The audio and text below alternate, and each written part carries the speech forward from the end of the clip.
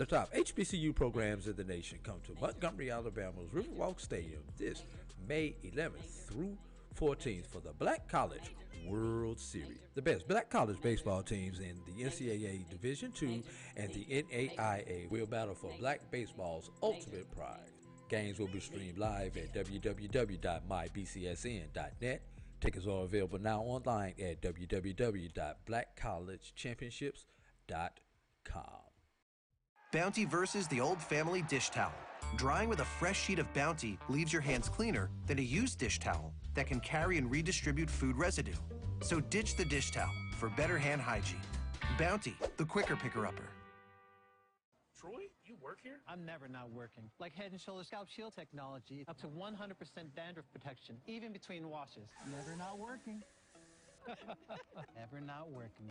Never ever not working. Head & Shoulders Scalp Shield, never not working. Every time I open one of these bottles, I hear trumpets and big band music. The Creole seasoning is a sodium-free and sugar-free blend that's versatile enough to put on anything. One of the first blends I developed more than 8 years ago, the Creole seasoning has an unmistakable aroma, a bold flavor, and a little heat for character. Since 2002, Empowerment Resources, Inc., a nonprofit organization, has empowered more than 1,500 youth and adults in Duval and surrounding counties through its programs Journey into Womanhood, Girls Mentoring, Life Skills for Teens, and Parenting Education Coaching. To get involved with programs, volunteer, or donate, visit www.empowermentresourcesinc.org. Follow us on social media, facebook.com/empowerment.resources and instagram.com/empowermentJAX. For 200 years, Montgomery, Alabama has been making history by people who had the courage to stand up for change. Today, this riverfront city has been reborn, embracing the past and looking forward to the future. From the National Memorial for Peace and Justice to the stage of the Alabama Shakespeare Festival, this is where history was and is made. We are proud to call Montgomery home, and together, we can be the change.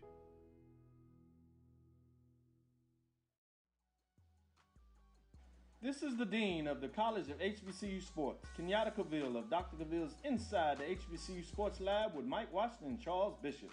Come mix it up in the lab where the course lecture is in session every Tuesday from 6 o'clock p.m. Central Standard Time on Facebook Live, YouTube Spreaker, or the BCSN app, as we discuss all things about the HBCU sports culture, including exploring the week that was in the sporting HBCU diaspora, as well as the upcoming week of HBCU sports.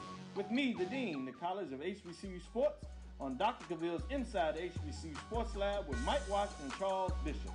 Course lecture dismissed. It's never too early to plant the seed, to share the tradition, and instill a sense of pride in your HBCU with your little ones. HBCU Pride and Joy Children's Boutique helps you share your school spirit with a wide selection of adorable kids' apparel and accessories officially licensed from your favorite HBCU. Visit hbcupridejoy.com and follow us on all social media at HBCU Pride Joy on Facebook and Twitter.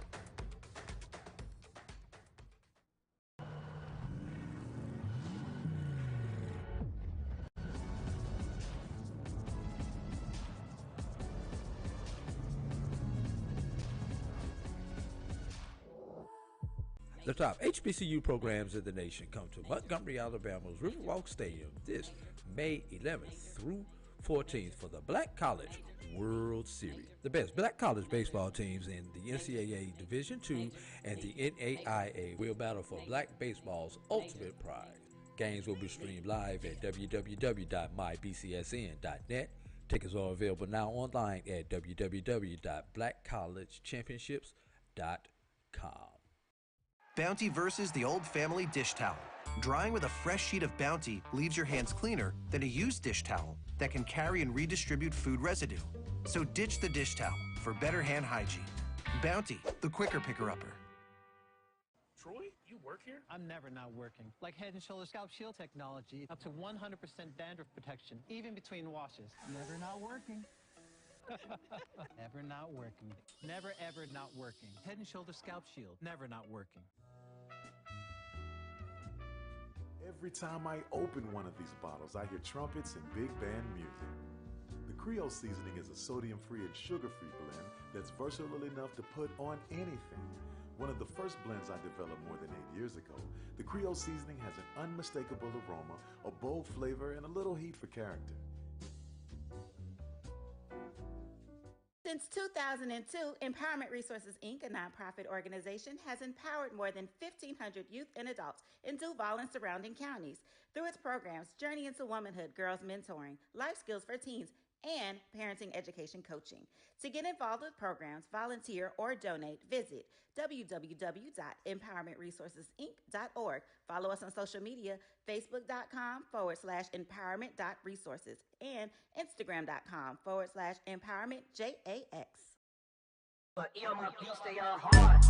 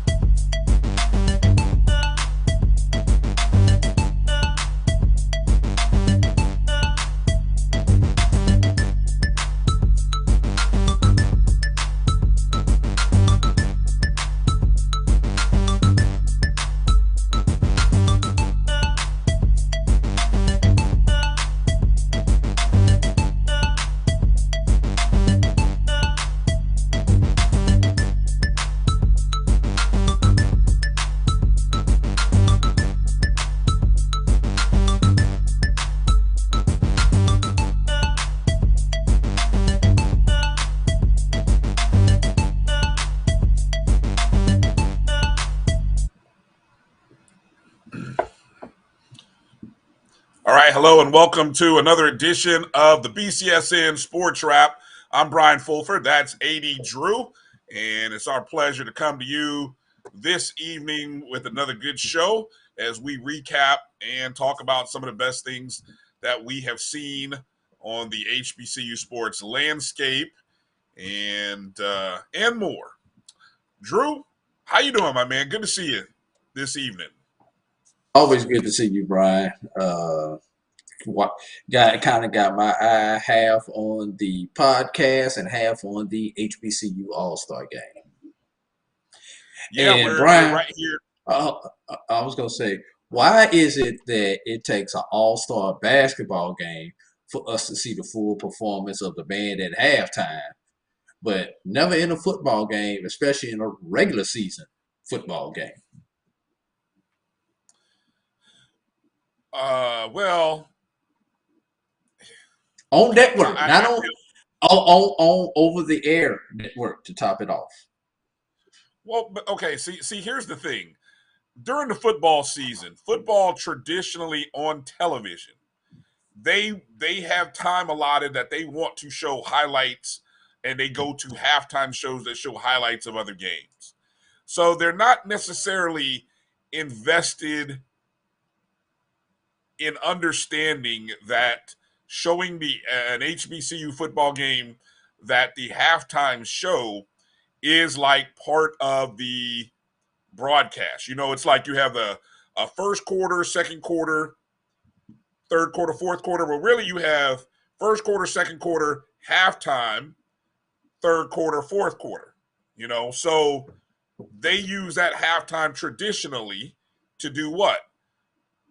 You know, set up the highlight packages of other things going on, promote other games, sell commercial blocks, things of that nature during the halftime show, because they assume in your traditional games, what people are usually getting up to go to the bathroom, do whatever else. Well, we understand in our culture wants to see the bands when it comes to our game. So look, when you have a game that's being run by the 4-letter network up in Bristol, Connecticut, they're always, 9 times out of 10, going to show you what? They're going to show you the halftimes of other games and commercials, because that's what they do. So, I mean, we understand. Now, obviously, if you remember back in the day when games used to be on BET and things of that nature, they understood their product. And I guess maybe that's the word, or words, understanding your product. You know, when you understand your product, you understand the market, you understand the halftime show that you're getting. And so with this HBCU All-Star basketball game, they understood going in that the Southern Jaguar, the human jukebox, I don't know if that's the full version or the slim down version. It was a slim down, more of a pep band, because I don't think they could have fit all 200 of them on the basketball court.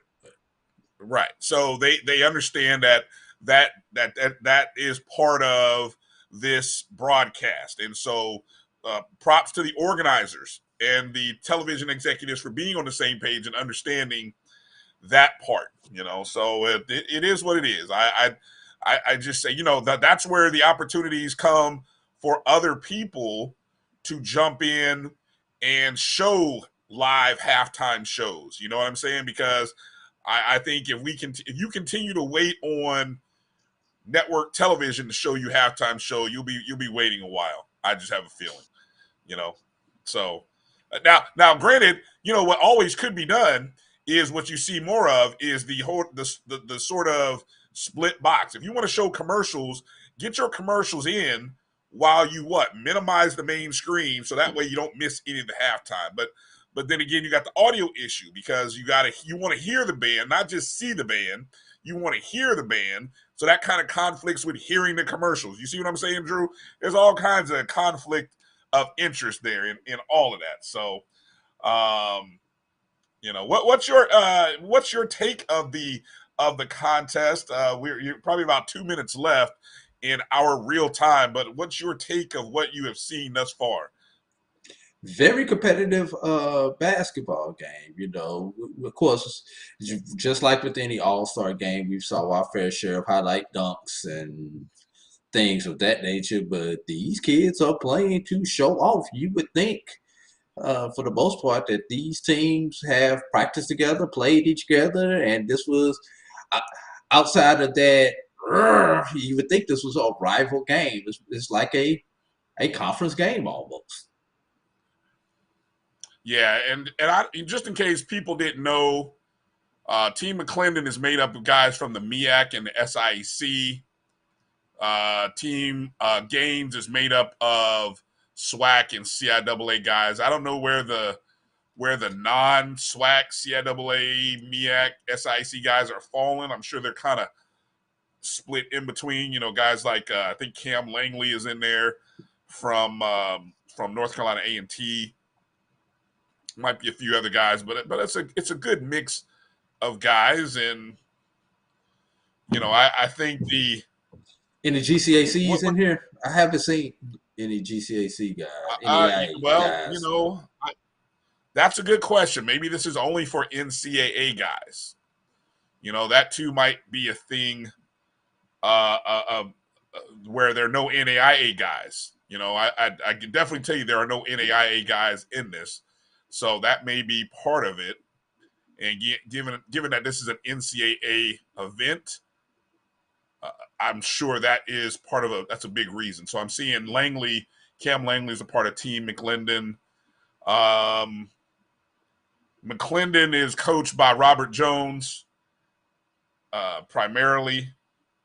And then you have Team Gaines, coached by Landon Bussey. Two guys that obviously big fan of both of those two coaches. And doing some research, kind of just going through some of the accolades that went to Coach Jones, who was the NCAA Mid-Major Coach of the Year by collegeinsiders.com. He won that award. Has been named the Coach of the Year by several publications, obviously the MEAC Coach of the Year.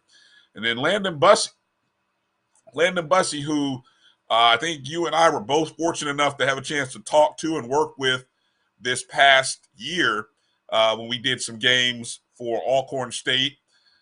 I'm really impressed. I really like him. Not knowing too much about him prior to, but as I've gotten to know a little bit of his background and then get to talk to him, they're doing some nice. Alcorn is going to be a player in the SWAC for as long as he's there, because I think he does a good job of not only recruiting, but I think he does a good job of coaching. And, I think that's a good team. They're going to constantly be a good team with him with him at the helm. So, what may be interesting is the assistant coach on that team, and that is Fred Watson from Miles, who is rumored to be the upcoming new head coach at Alabama State University. So let's see really? how That's the that rumor you're plays hearing. out. Yes, that's the rumor that I'm hearing. And if so, kudos to Fred. I've known Fred for over 20 years, and he's done tremendous things at the Division II level at Benedict and at most recently at Miles. So if he's getting his opportunity to finally move up to the Division I level, more power to him. Well, let me ask this, because the job at Alabama A&M is also open, and is that a and I had a chance. If you didn't hear a good conversation between Carlos Brown and Coach Van Pettaway on Carlos' show this past Saturday, would recommend anybody to go back and listen to it. You can find that show on our platforms and on Facebook. You can go to Carlos Brown Show on Facebook as well. A good conversation. Coach Pettaway is on part of the search committee, and I think two interesting things came out of the conversation. One, Coach Pettaway revealed that you had heard some talk that between the previous coach, and his name escapes me right now, the previous coach at Alabama A&M, that there was some negotiating. What's the word I want to say? There was a breakdown in the negotiations, and that Alabama A&M had issued a statement saying that a 2-year extension was offered. Well, Coach had basically said that was not true in a conversation with Coach Pettaway. So there's always three sides to a story, and but in talking to the coach, he says he was never offered a 2-year extension. So the big question I asked to you, Drew, what's a better job in Alabama? Is it the Hornets or the Bulldogs? What's a better job? Oh, definitely the Hornets. And you're talking to a Tuskegee man, and that's hard for that to roll out of my mouth.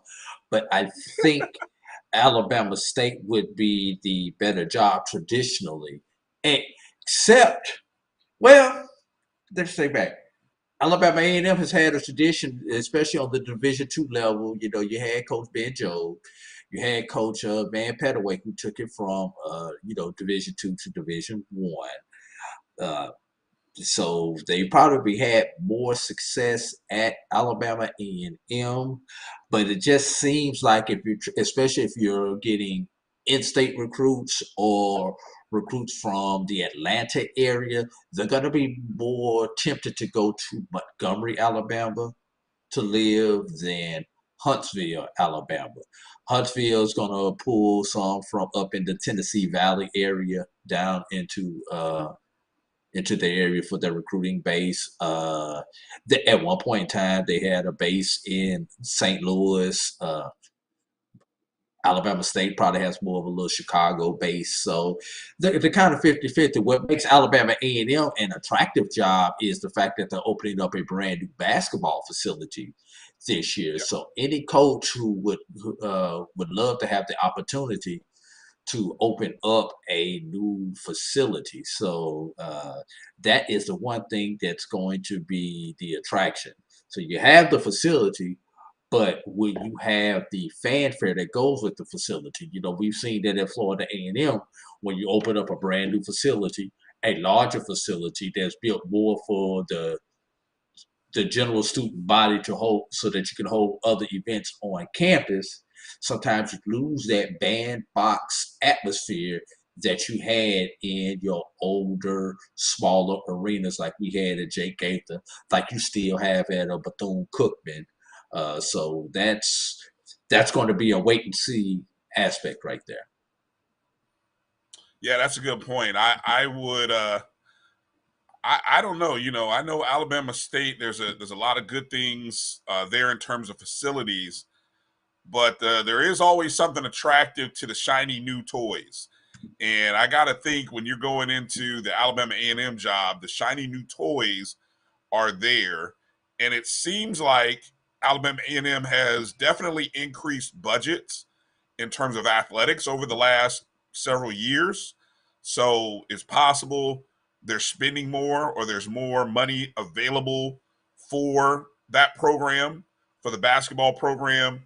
They want to coach, and this I'm quoting from Coach Petaway. He is one of those people from off that he's part of the search committee, that they want somebody who is not going to use Alabama A&M as a stepping stone. Obviously, if your dream job or other opportunities come as a result of your success at Alabama A&M, but they don't want somebody that is looking to use Alabama A&M to, to sort of springboard them onto the next big thing. And that's always a challenge to try to figure out because, if you're a good interviewer, you're going to be able to sell yourself in a way that doesn't tip off your future plans. So it's being able to judge authenticity is going to be real important. But more importantly, I think you focus on trying to find somebody who's going to build your program and get it going in the right direction, bring some fans, connect in with the community. Because as we've seen, one of the bigger problems that I think a lot of the HBCU programs have is their connection with the community. You got to get somebody who's, whether the athletic department gives you the money or they spend the money, you got to be able to go out and bring the community to basketball games. You got to be able to show the community that spending $20 or season tickets on a basketball game is going to be worth it, because you're going to see a brand of basketball that is going to be worth your entertainment dollar, and that you're going to have kids that are invested in playing hard every night. And so, I mean, that's always the toughest part. So it looks like Team McClendon won the contest. Again, Team McClendon 79, Team Gaines 75. Of course, Team McClendon, again, made up of guys from out of the MEAC and the SIAC. So again, the MEAC best the SWAC. It's becoming a bad trend here, Drew, in championships and all-star games. I don't care what you say, but no matter what, man, it just keep the MEAC is like, we may be small, but doggone it, we keep whooping on the SWAC's tail. That's all I'm gonna say. Small but powerful. Small but powerful. Shout out to Coach Robert Jones. Post-game interview ends up as a winner again. I tell you, man. You talk about HBCU coaches. Now, he's been there for a minute at Norfolk State, and, not to shuffle him off to anywhere else. I know Norfolk State fans won't be happy, but that's a guy who's shown he can coach. That's a guy who's shown he can recruit. And, if I'm somebody in that Virginia, Carolina, in that Eastern belt there, I would be looking at Robert Jones real hard if I had a program that I was looking to kind of grow. But does he need to take if he takes another job, and we're not wishing this on him and to the Norfolk faithful, but does he go for another job where he has to build a program again like he had to build at Norfolk? Or does he go for a job that's already established and now he takes that program to the next level? No, yeah, I think you're looking to kind of find, if somebody were coming and hunting for Robert Jones, you would have to already have a program that has shown that can be successful, because you spend the money.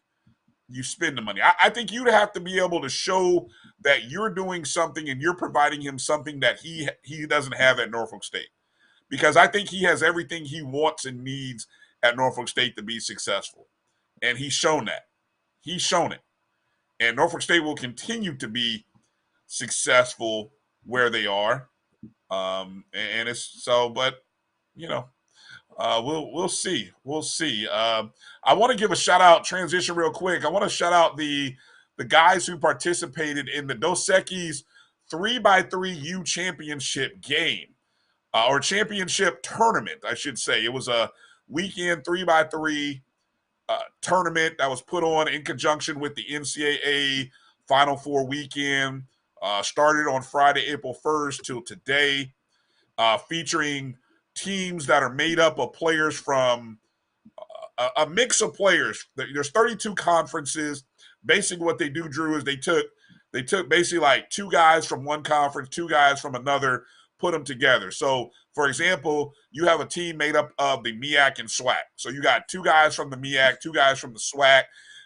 So it's a four-man roster. You're playing 3x3, FIBA 3x3 rules, which is a big thing. You can get an Olympic medal in that. Love 3-on-3 basketball. I love coaching. I love using 3-on-3, especially in coaching and in practices. So it's a lot of good opportunities there. But it's a quick game, a fun game. So the HBC, what is it? Hold on, let me make sure I got the name right because I had the name here earlier of the team. It's HBC. You don't want none. That's the name of the team, right? And so, yeah, they're made up. Here's the roster, made up of looks like three guys from the SWAC, one from the MEAC. You got AJ Lawson, a guard from Texas Southern. You've got Daquan Morris, a forward from UAPB, Bryce Moraine, a forward from Florida A&M, and Lagio Grandson. I hope I said that last name right. He's a forward for Morgan State. And so these guys are all seniors. And the cool thing about this, Drew, is once you get to the tournament, it's worth money. So you win games in a tournament, you're walking with real cash. It's like real cash money going into your pockets basically on your performance of play. So the HBC You Don't Want None team, they actually had a rough time in pool play. They went 1-5 in pool play, but they got their last game. Technically, they were 0-5. I should phrase that correctly. They were 0-5, won their last game on Saturday. Then today, this morning, they had to play their first game at 9:45. They were like in the playing version of the tournament, right? I mean, just imagine the way they do it. But they had to win they won 3 games this afternoon to get to the semifinals. In all, they won $8,000. So that is their money, $8,000 divided up among 4 guys. That's about 2 G's each. So they had to beat a team from the Summit and OVC, another team that was made up of the ASUN Sunbelt, and then beat a team from the CAA NEC to get to the semifinals. They lost 21-17 in the semifinals to a team from the Big East A10. So they almost got to the championship, and I think the championship was I think it was 150 Ks or maybe it was 50 Ks. It was one of the two. I don't recall which exactly, but it was a nice piece of change. And so shout out to them. Now, I just seen a nice post, Drew. We're talking about all this stuff for the men. Where are the ladies at? I didn't see any 3-on-3. I didn't see any 3-on-3 for the ladies. Didn't see any 3-on-3 All-Star game for the men. Drew, You mean the ladies? I mean, for the ladies. I know you got to start somewhere, but what's up? When are we gonna see something for the ladies? Should we see something? Or I know we should, but what's your take on not seeing something for the ladies? Obviously, Title IX does not apply when it comes to this stuff. The All-Star games? Yes. Title IX, these are not Title IX specific games. So, it's unfortunate that the ladies do not get their opportunity to participate in that. I would love to see the women athletics participate because we've got some. I mean, could you imagine having Misha Williams, Holiday, and Deja Rogan, and some of those women where I guess from the BAC, because Howard is still kind of young. What's the young lady over in Norfolk? I'm drawing a blank right now. I just pulled Norfolk State's got a couple of not Norfolk State, but North Carolina A&T's got a couple seniors over there. Seniors, right? Yeah, I mean, there's some quality seniors out there that I think you can pull. Look, this is done around this whole premise of scouts and giving guys exposure. So no one will say this publicly, Drew. Who knows? I probably even shouldn't. But where are the scouts for the WNBA? The WNBA is made up of. Can you name how many? I'm not going to ask you to name the teams, but how many WNBA teams are there, Drew? Do you know? I'm going to guess maybe around. Without Google. I'm going to guess around 20-ish. Whoa, 20. Yes. Am I too high? Maybe when it started when they're 20. No. There are. I believe there are. I'm even off. I think there are. I know. Was it down to 12 at one point? Is it still 12? It's still down to 12. It's still down to 12. Okay. Yeah, it's still down to 12 teams. You got me even looking now, so I'm not even gonna. I do believe it's 12 teams that are in there. Yeah, there's 12. It's down to 12. So, but that was a league that was once 20. I think it was 20. Might even been 16 at one point, but it's narrowed itself down all the way to 12. So when you talk about opportunities, there are fewer opportunities in the WNBA level. And I believe international basketball is still going on.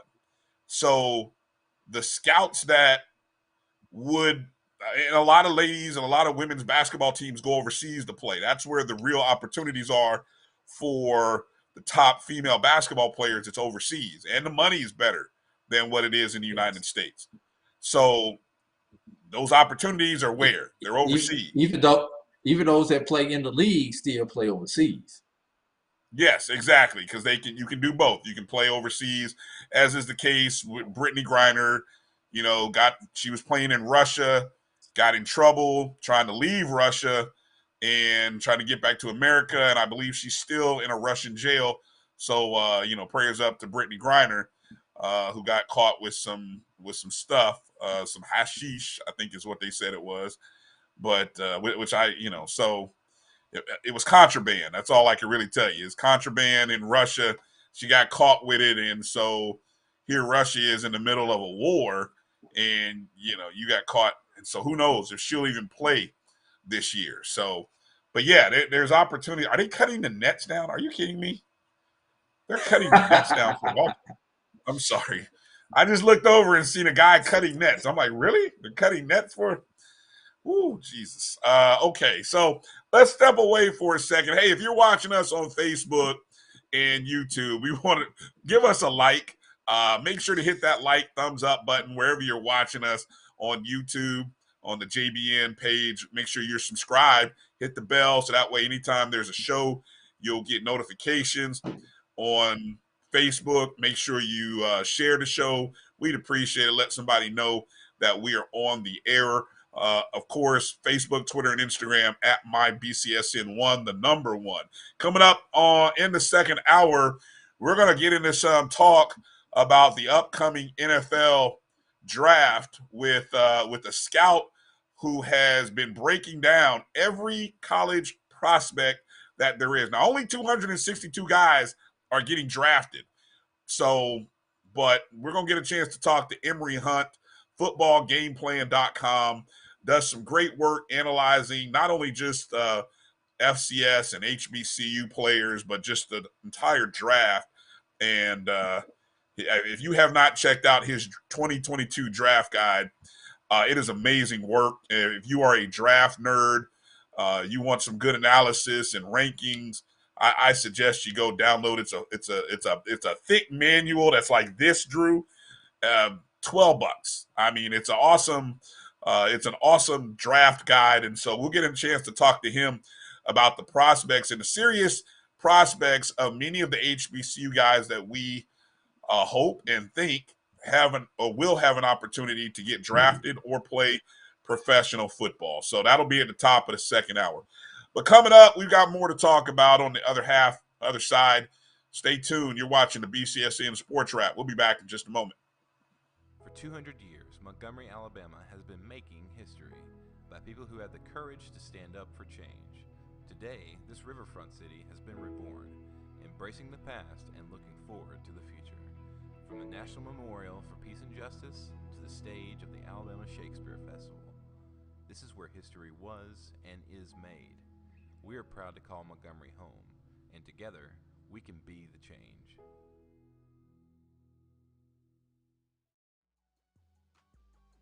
This is the Dean of the College of HBCU Sports, Kenyatta Cavill of Dr. Cavill's Inside the HBCU Sports Lab with Mike Washington and Charles Bishop. Come mix it up in the lab where the course lecture is in session every Tuesday from 6 o'clock p.m. Central Standard Time on Facebook Live, YouTube Spreaker, or the BCSN app, as we discuss all things about the HBCU sports culture, including exploring the week that was in the sporting HBCU diaspora, as well as the upcoming week of HBCU sports. With me, the Dean, the College of HBCU Sports, on Dr. Cavill's Inside the HBCU Sports Lab with Mike Washington and Charles Bishop. Course lecture dismissed. It's never too early to plant the seed, to share the tradition, and instill a sense of pride in your HBCU with your little ones.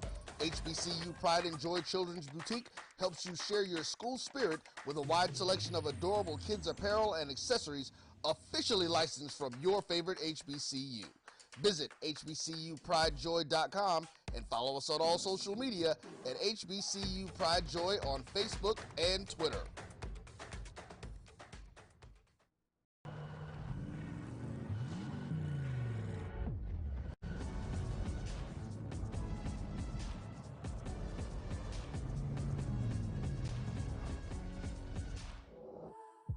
The top HBCU programs in the nation come to Montgomery, Alabama's Riverwalk Stadium this May 11th through 14th for the Black College World Series. The best Black college baseball teams in the NCAA Division II and the NAIA will battle for Black baseball's ultimate pride. Games will be streamed live at www.mybcsn.net. Tickets are available now online at www.blackcollegechampionships.com. Bounty versus the old family dish towel. Drying with a fresh sheet of Bounty leaves your hands cleaner than a used dish towel that can carry and redistribute food residue. So ditch the dish towel for better hand hygiene. Bounty, the quicker picker-upper. Troy, you work here? I'm never not working. Like Head & Shoulder Scalp Shield technology, up to 100% dandruff protection, even between washes. Never not working. Never not working. Never ever not working. Head & Shoulder Scalp Shield, never not working. Every time I open one of these bottles, I hear trumpets and big band music. The Creole seasoning is a sodium-free and sugar-free blend that's versatile enough to put on anything. One of the first blends I developed more than 8 years ago, the Creole seasoning has an unmistakable aroma, a bold flavor, and a little heat for character. Since 2002, Empowerment Resources, Inc., a nonprofit organization, has empowered more than 1,500 youth and adults in Duval and surrounding counties through its programs Journey into Womanhood, Girls Mentoring, Life Skills for Teens, and Parenting Education Coaching. To get involved with programs, volunteer, or donate, visit www.empowermentresourcesinc.org. Follow us on social media, facebook.com/empowerment.resources and instagram.com/empowermentJAX. For 200 years, Montgomery, Alabama has been making history by people who had the courage to stand up for change. Today, this riverfront city has been reborn, embracing the past and looking forward to the future. From the National Memorial for Peace and Justice to the stage of the Alabama Shakespeare Festival, this is where history was and is made. We are proud to call Montgomery home, and together, we can be the change.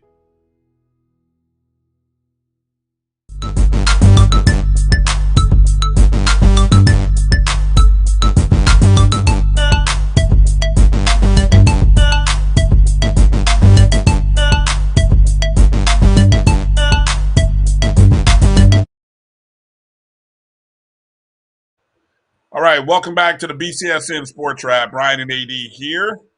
And want to remind you guys, if you have not downloaded the Jericho Broadcast Network's app, go to your Google or Apple Play Store.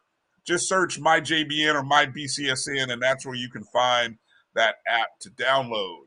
Also, want to make sure that all of our shows you can find on the BCSN Pod Zone.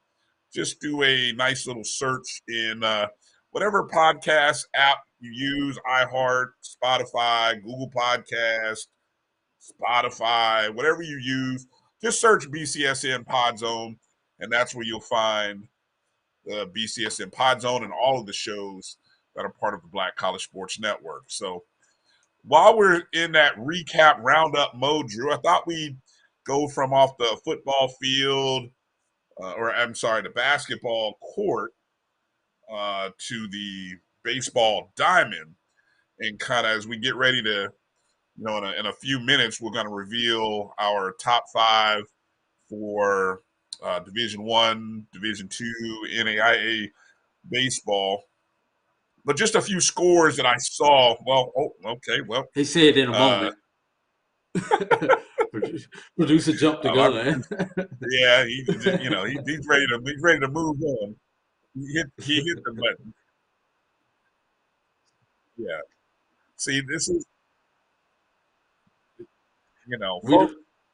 folks, if you only understood what we dealt with in the background, you'd have a little appreciation for what we do.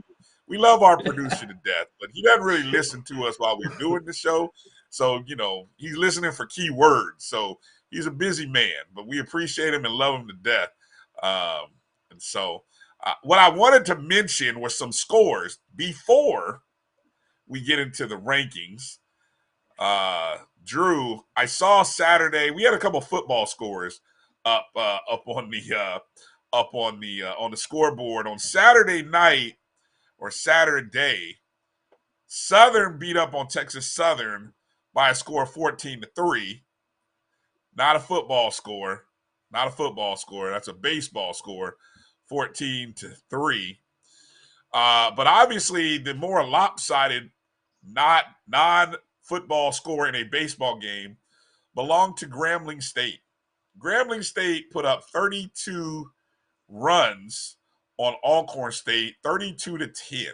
Again, not a football score. That's a baseball score, 32-10. This is the same Alcorn State baseball team that I believe gave up 32 to Texas Southern earlier in the year. So, but this time, instead of just scoring 1 run, they scored 10. But a tough weekend series for Alcorn State. They lost 11-1 to Grambling on Friday. Of course, as mentioned, the 32-10. And then they lost 14-4. And, I tell you, that's some tough times in Alcorn. Brian, as bad as that is, I've got some even worse than that for you. Worse than that? Oh, God. What do you got, Drew? Worse than that? I'm scared. To hear. From a school who plays football and a school who does not play football. Okay. Competed against each other on the baseball diamond. Let's see. Xavier University out of New Orleans got a bunch of touchdowns, a couple of 2-point conversions, and a field goal there to beat Texas College. Check this, Brian. 39-0. Say what? 39-0. Damn. Brian, that was only that was game 1 of the weekend series. Oh, that's a hell of that a was bummer on to start Friday. the series. On Saturday in the weekend series, Texas College defense showed up. Only gave up a touchdown and a field goal. But Xavier's defense was better as Xavier defeated Texas College 10-0. Well, okay. And in the nightcap, Brian, Xavier was able to get their passing game going Texas College got its foot going, finally getting off the schneid and getting off the goose egg by scoring a field goal. But they gave up 3 touchdowns and a field goal to Xavier as they lost 24-3. 24-3. So wait a minute. Yes. You had a 39-0 game, 10-0 game, and 24-3? Yes, for a total of 73 runs to 3 in a 3-game series. I think Xavier might get team of the week. When you put up that many runs, assuming Texas College sent out college athletes out onto the field, It's that's Texas got to College, be. I would assume so. I would assume so too, but then again, you have to ask the question just when you get beat like that. That's pretty bad. Yes. Talk about being in a zone where everybody's going 5 for 5, 6 for 6. Everyone's got 5 RBIs. Everyone's got 4 runs batted in. I mean, good Lord. That's team of the week honors. Jeez, that's bad. I wanted to take a quick peek because the series of the weekend, we talked to Michael Coker last week, and we knew the series of the weekend was actually going to be the Savannah State Miles series. And I saw that yesterday, Savannah State won the 2 games on Saturday. Just pulling up the scores here right now. They won the 2 games on Saturday by a score of 9-5 and 3-1. Then they won today 12-1. So, that was one of those schools we were talking to Michael. Savannah State, I believe they're number 1, right, in their HBCU 9s poll, small school poll. Savannah State's 24-6, 20-1 in conference play in the SIC, winners of 9 in a row. And I think Miles was on a winning streak as well coming into that contest. So I believe it was like 13 or 14 straight for Miles. They had. I don't think Miles had lost a game in the month of March. And so they were able to get through March undefeated, but the calendar has turned, and so has their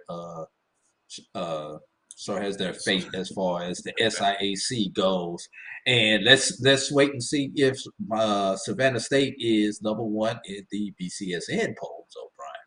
In the BCSN. Hello, April. Hello, April to Miles baseball. Yeah, that's a tough one right there.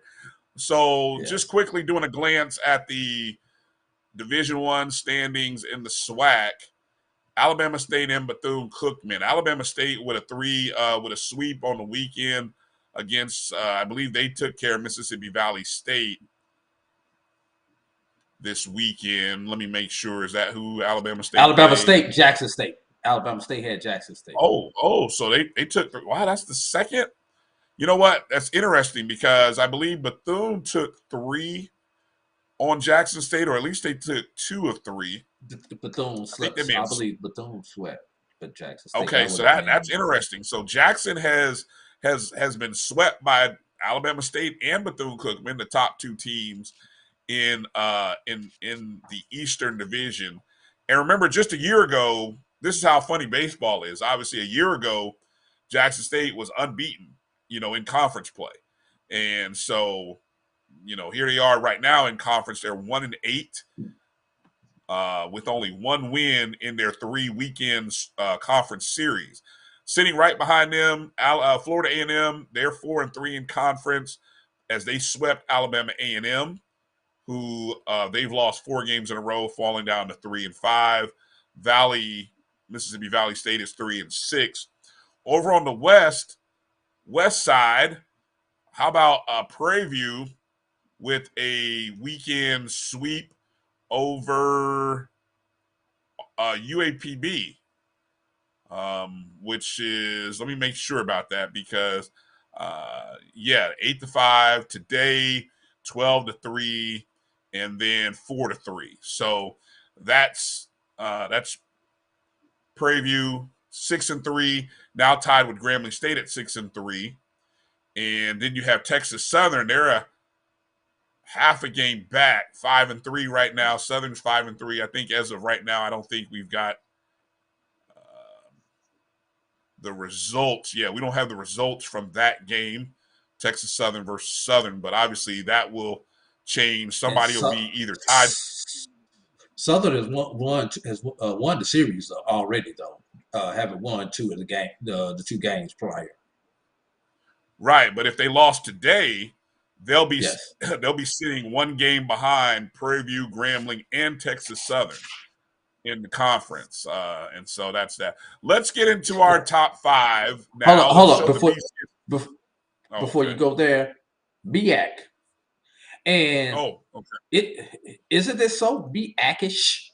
You know, that's our word, BAC-ish.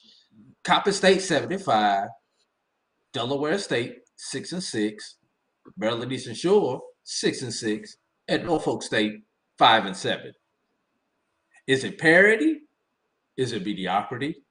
Or is it just the BAC, where everybody's within 1 game of each other?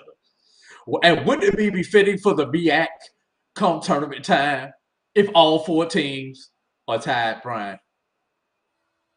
I'd hate to even ask what that tiebreaker is going to be. Start your research now.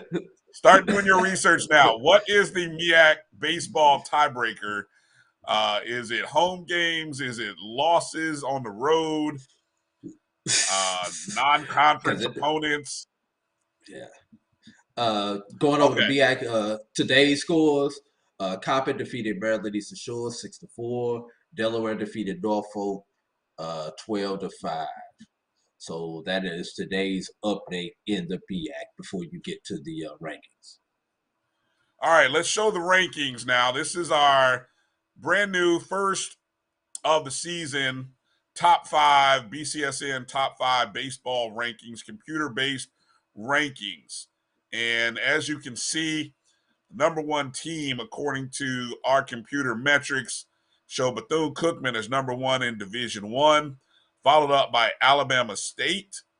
Southern sitting at 3, followed by Florida A&M and Texas Southern at 5. So, you know, that's pretty interesting. I'm sure there'll be lots of phone calls and lots of emails from people at Prairie View. I know, you know, Mike Washington will be saying, where's Prairie View? Where's Prairie View? I don't trust the numbers. Where's your data? Blah, blah, blah. And then, of course, Graham fam, you know, say, hey, what happened to us? How come we're not in the hunt? So, yeah, there'll be a lot of discussion about why Southern is 3. I think the bigger discussion needs to be like, why is there no one from the MEAC or North Carolina A&T even in the discussion? That's what people need to be discussing, because your top 7 teams are all from the SWAC. Well, but really, how many Division I HBCU baseball teams are there? When it comes to football, we have 20. What do we have in football? We have 21 in football, correct? Correct. And in baseball, you have 18. 18. Okay. Yes. 12, and then that's 6 others, and 4 of them are from the MEAC, and then 2 others from elsewhere. So, yeah, I mean, it's tough going. The best team. I mean, we knew the best Division I teams were going to be in the SWAC, so it's not a surprise. But I'd be. And 2 independents, two of our 3 independents don't even play baseball. Yes, exactly. And Tennessee State. Yeah. So wait a minute. So how do we have? You said you had how many? 18. Excuse me, 17. 18? 17. I'm sorry, 17. How is it 17? And shit, we say 12. 12-4-1-1. 12-4-1-1. 17. Yeah, you're right. Plus 17. Yeah, yeah, 17. Okay. Do the math, Brian. All right. Let's go over to Division II. Let's take a look at the top 5 in Division II. Number 1 is Albany State with a very slim lead over Savannah State in the rankings. That'll be interesting to kind of see when that series will take place, as those 2 teams have not met. Circle April 22nd and April 23rd That's a 2-game set in Savannah. That'll be an interesting series. So it'll be the first time those two teams get together this year. I think it's the only 2 times those two teams play each other prior to the SIAC tournament. Miles comes in, obviously, previously had a great month of March. They're in at number 3. Kentucky State at 4 and Tuskegee at 5. So SIAC were well represented. And just for clarification purposes, they're not playing baseball in the CIAA. Is that correct? Not as a conference. You have independents. Lincoln participates in a conference up in the Northeast. Virginia State plays baseball as a D2 independent. I said Lincoln. Claflin plays as a D2. Claflin plays in the Peach Belt Conference. I believe they play in the Peach Belt Conference. And then you have Bluefield State also as a Division II independent. So there are 16 D2 baseball programs. Right. And also let's keep in mind some of this data will be used to determine the 4 teams, along with Black College Nines poll and a few other metrics to determine the 4 Division II representatives for the Black College World Series. Okay, good to know. So if there were, well, it makes good for great speculation, as you see our top 5 right there, that you see a Tuskegee and a Kentucky State battling for that 4 spot, but you also got West Virginia State and Bluefield State. Obviously, Bluefield State, the defending Black College World Series champs. It'll be interesting to see, can they find their way into the mix before it's said and over. And how about Edward Waters as well? Don't forget about Edward Waters over there as well. Jump over to the NAIA and let's see what the top 5 looks like on the NAIA side. And you got a host those of points teams are off. Those points are off, but the order is correct. I'll go through and read down the points for you, Brian. Points are. Don't even worry about the points, Drew. I mean, people just want to know. But the order is correct. The order is correct. So look away if you're looking at numbers. Look away at any number other than the 1, 2, 3, 4, and 5. So in first place, Talladega's in first, followed up by Harris Stowe, and then you've got Florida Memorial, and then you've got Payne College at 4, Xavier at 5, and so. Of course, you've got, at the NAIA level. Now, Payne College, of course, not necessarily NAIA. They are part of the NCCAA. But correct. As a small school, we are classifying them under the NAIA banner. Because NCCAA actually falls up under the NAIA, as those teams are allowed to compete in both. Okay. Yes. Thank you for clarifying. Yeah. And once again, the data from this poll, along with a few other polls, will help determine the 4 NAIA participants for the Black College World Series. Right.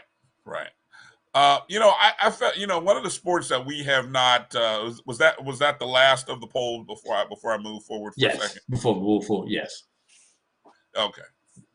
Yeah. I just wanted to take a second and recognize our softball teams because, we haven't got a chance to talk much softball this year at all. And so just in case people are kind of wondering about what their softball programs are doing out there, and next week we'll have a top 5 softball programs, but over in the SWAC again, divided up into East and West. Leading in first place is Jackson State with an 8-5 conference record, 17-15 overall, winners of 3 in a row. Right behind them, you've got Alabama State, 7-5 in conference, 15-19 overall. Bethune-Cookman with an even 5-5 record in conference play, 10-20 overall. Then you have Mississippi Valley State, Florida A&M, and Alabama A&M finishing up the 4, 5, and 6 spots, all within a game of each other, really, between 5 and 6 and 4 and 7. Over on the western side of the SWAC, Texas Southern, with the best overall conference record right now, they are 10-2. 10-2 right now. In second place is Prairie View A&M at 8-4. Southern University is 7-5. They're in third. The overall records not as great as Jackson State. I mentioned Texas Southern's 10-2 record, but they're 13-5 overall. Rounding out the bottom half of the West Division in softball, you've got Alcorn at 6-6, Grambling 3-9, UAPB at 3-9 as well. Shifting over to the MEAC, on the MEAC side, just kind of going through the standings there in the MEAC. Now, it's interesting for softball, the MEAC actually has 8 teams that play softball. So, on the men's side, they only have 4 baseball teams, but they have 8 teams playing softball. Right now, Maryland Eastern Shore is 8-1 in conference play, winners of 3 in a row, 12-19 overall. But Norfolk State, they're sitting in a 3-way tie for second place at 6-3. They have an overall record of 20-15, winners of 4 in a row. Also tied with them, Morgan State, North Carolina Central. Following, so that's the top 4. Then the bottom 4, you got Howard at 5-3, followed by South Carolina State and Delaware State, both 2-7. And then Coppin State, winless right now. They are 0-8 in conference, 0-26 overall. And that is a tough break for Coppin. So not really sure when Coppin's going to see the light of day, but they're hoping to get it right over there. I wanted to check and see. I didn't have Hampton's softball pulled up in the Big South or A&T, but while maybe you do when that, we get a chance. I was saying I could go over the SIAC and CIAA for you if you'd like. Yeah, if you have that pulled up, that'd be great. Let's Yes, hear about what's going on over there. SIAC, Albany State is the leader of the pack in the SIAC with a 23-7 overall record, 10-1 in conference. Benedict comes in number 2, 23-14 overall, 5-4 in conference, followed by Savannah, Clark, and Fort Valley. That's on the east side. Now, what's interesting is the SIAC for baseball, they put all 11 teams in together, and they'll take the top 8. Softball, they still have it separated east-west. It will take the top 4 from each side to the tournament. So it'll be interesting. It was always interesting about that is traditionally in the past in the SIAC, the West has dominated the tournament. So it's real interesting to see when they finally do cross over. But switching over to the west side of the SIAC, Spring Hill, 20-11, 14-3 in conference. Tuskegee, 18-9, 11-1 in conference. Kentucky State, 11-14, 6-2. And Miles is 8-14-1, 4-4 in conference, with Lane and Lemoyne rounding out the West. CIAA does play softball though, Brian. So in softball, and they have their traditional North-South division. So in the North, you have Virginia State, 14-8, 8-2. Bowie State, 12-14-1, 5-3. Union, 8-6, 5-3. And Elizabeth City, Lincoln, and Shaw round out the North. In the South, Claflin, 10-8, 8-0 in conference. Fayetteville, 10-12, 5-1 in conference. Winston-Salem, 6-8, 3-3 in conference, with Johnson C, Smith, Livingstone, and St. Aug wrapping up the remainder of the CIAA, Brian. All right, and just to go back and touch on the Division I softball teams out of the OVC, which is where Tennessee State is housed. Unfortunately, Tennessee State is second to the bottom in the conference standings at 2-8 in conference play. 11-22 overall is their record. And over in the Big South, Hampton and North Carolina A&T are at the bottom of the table as well. Hampton is 3-9 in conference play with a 13-23 record. A&T is 2-10 with a 12-21 record. A little bit later, we'll try to give some info on some of the NAIA schools, but we got to take a break because coming up on the other side, we've got our special guest coming up to talk with us about the draft. Emory Hunt will be joining us, footballgameplan.com, and we look forward to breaking down some of his top HBCU small school draft eligible players, NFL draft eligible players. I guess I should specify that for the upcoming 2022 draft. It's draft season, Drew, with apologies to the Masters, the NCAA championship, the Final Four, the opening day of baseball, and all the other stuff that's going on. It's draft season. So let's get into it with Emory Hunt on the other side. You're watching the BCSN SportsWrap. We'll be back in just a moment. This is the Dean of the College of HBCU Sports, Kenyatta Cavill of Dr. Cavill's Inside the HBCU Sports Lab with Mike Washington and Charles Bishop.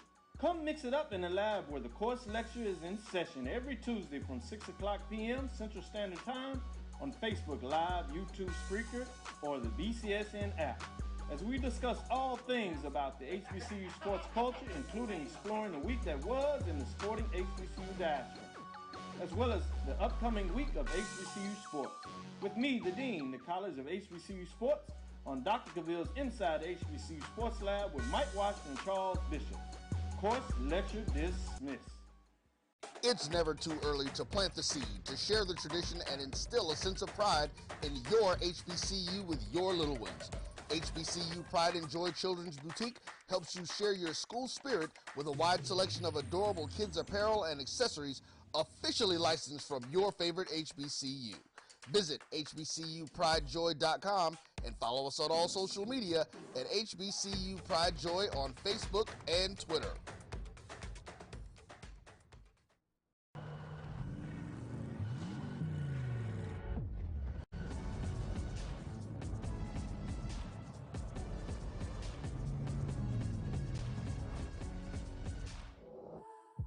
The top HBCU programs in the nation come to Montgomery, Alabama's Riverwalk Stadium this May 11th through 14th for the Black College World Series. The best Black college baseball teams in the NCAA Division II and the NAIA will battle for Black baseball's ultimate pride. Games will be streamed live at www.mybcsn.net. Tickets are available now online at www.blackcollegechampionships.com. Bounty versus the old family dish towel. Drying with a fresh sheet of Bounty leaves your hands cleaner than a used dish towel that can carry and redistribute food residue. So ditch the dish towel for better hand hygiene. Bounty, the quicker picker-upper. Troy, you work here? I'm never not working. Like Head & Shoulder Scalp Shield technology, up to 100% dandruff protection, even between washes. Never not working. Never not working.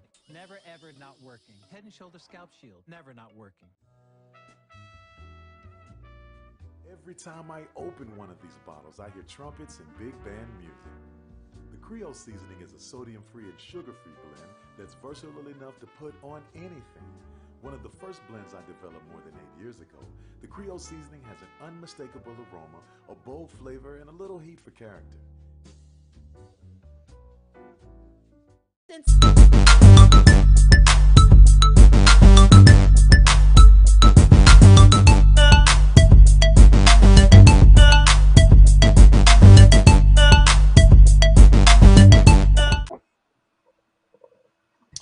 Welcome back to the BCSN SportsWrap. Bryan and AD here. I want to remind you to make sure to go ahead and hit that like button on YouTube, and go ahead and give us a thumbs up. Got some good stuff coming up here in just a second.